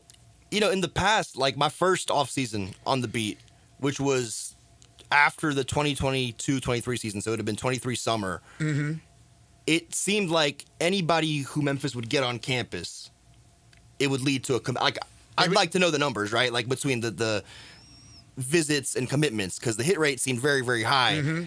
I think it's just a different climate, right? You know what I'm saying? Yep. It's a different landscape now in the transfer portal era where, a lot of guys are weighing their options and taking their visits. They're not, even if they are intrigued by Memphis, like a Quante Berry or a Chris Bell, if you see what I'm saying, they might still be kind of figuring things out versus jumping, the gun in their processes. Now kids have probably gotten a little more savvy of making sure they figure out all the monetary options that are available. Back then it was still a little bit newer to them. People didn't know for sure how to play the market and figure out where my most money was coming from. All right, elephant in the room, PJ Haggerty. Oh, man. Back in town. You were talking about that. Here's a guy who is going to get a lot of offers and has gotten a lot of offers. I know this is first and foremost for Penny and company is to keep his services here in Memphis. What have you heard? Yeah, I was told that, him and his camp, which is, his father and others, kind of wanted to decompress once the season ended, wanted some time away. So, as a lot of the team did, he also went home to Houston, Texas, and spent time with his people and kind of regrouped and did classes from there. Obviously, he returned this week, which we saw with him being at the Laurie Walton Center. Actually saw him walking. I don't know if I should say this on air, but it's too late now. I was walking into my dentist's office, and he was walking out. Obviously, I won't share the name of the practice or anything like that. But I think I know who it is. Yeah, I think you might know who it is. But that was an interesting encounter this week when I saw him. Did you say anything to him? Yeah, I mean, I dapped him up, and we both just start cracking up laughing because he's trying to lay low. Everybody who's in my spot as a journalist is trying to find, where the hell's PJ Haggerty? And there he is. So we both just bust out laughing, and he's like hustling out of there. But before he gets out of there, a hygienist came out and was like, oh, blah, blah, blah, like some kind of visit summary thing, and handed it to him. And I'm like, oh, did you get your 6-month cleaning schedule? So I figured if you tell me that, I know he's back. You know what I'm saying? But he just laughed and he walked away. So no answers there. Real quick, we're out of time. If you had an offer of you're a player and you had an offer of $1.75 million to stay at Memphis or a $2 million offer from somewhere else, good program somewhere else, do you always go for the money? No. Eli and I have had this conversation. Do you go to the highest bidder? That's a lot of money. It's $250,000 we're talking about. I mean, for me, that's astronomical amount of money. But if I'm earning in that range anyway, that to me, it's not marginal. I don't want to say it's marginal, but I think fit matters more. What makes me happy matters more, and what's going to lead to my long-term growth, right? As a potential pro matters more. Now, if we're talking about 1.75 or 3, you might want to just take that 3, right? And keep it moving. That's my side of the argument. Yeah. He's Parthu Pajai from the Daily Memphian. I look at my long-term wealth. Follow him on Twitter Fair at enough. PUPADHYAYA_. That's P.U. Pajai. He joins us each and every week. Thank you, Parth. Thanks, y'all. Appreciate it. We'll take a timeout, come back, and put a wrap on this Wednesday edition of Sports 56 Mornings right here on Real Sports Talk, Sports 56, 98.5 FM. We are Real Sports Talk. Sports 56 WHBQ.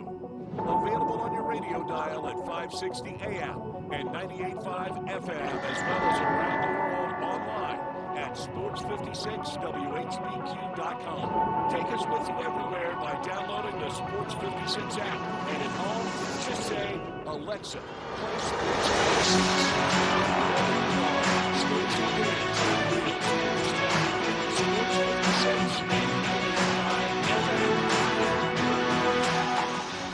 I'm Gary York. I'm the service director of Lexus in Memphis. Our service department wants to be more than just a place where you get your oil changed. We do glass repair, windshield replacement, recalibration of your camera and sonar systems, even wheel repair, tire replacement, all the things you would expect from a luxury automotive dealer. Please check out our website. You can schedule your appointment, check out our specials, hours of operation, or if you'd like to do it in person, please reach out to one of our associates at 901-271-5199. Taxes was taxing.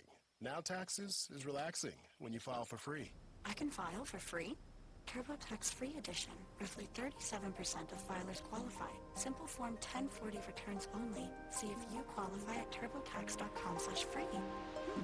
I can file for free. Now this is taxes. File for free with TurboTax Free Edition and get your maximum refund. No schedules except for earned income tax credit, child tax credit, and student loan interest. See if you qualify at turbotax.com/free. You get the best of Memphis for lunch and dinner at Elwood Shack.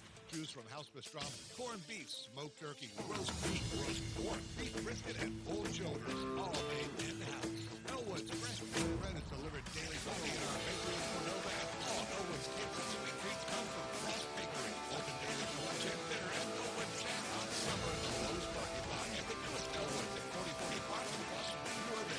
Get the best of Memphis. Not anywhere else at Elwood Shack.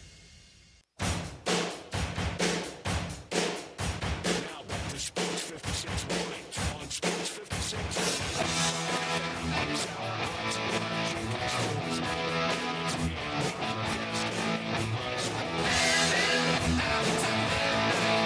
This text from your partner on the hustle, good buddy John Roser, said Grizzlies scored 127 points and 125 points in 2 of their last 3 games. Lost both. Common denominator, Triple J foul trouble. If he plays 5 more minutes in both, they probably win. and they are lazy, undisciplined, lack of focus fouls. Luka, LeBron, and Jimmy Butler all baited him, and he took it. Minor setback for a major comeback. Well, again, two of the fouls last night were just horrendous. I mean, just fouls he can't afford to take. And again, some of that goes to, are those fouls of fatigue? Right. So is that... He didn't mention fatigue. He said lazy. Is he getting...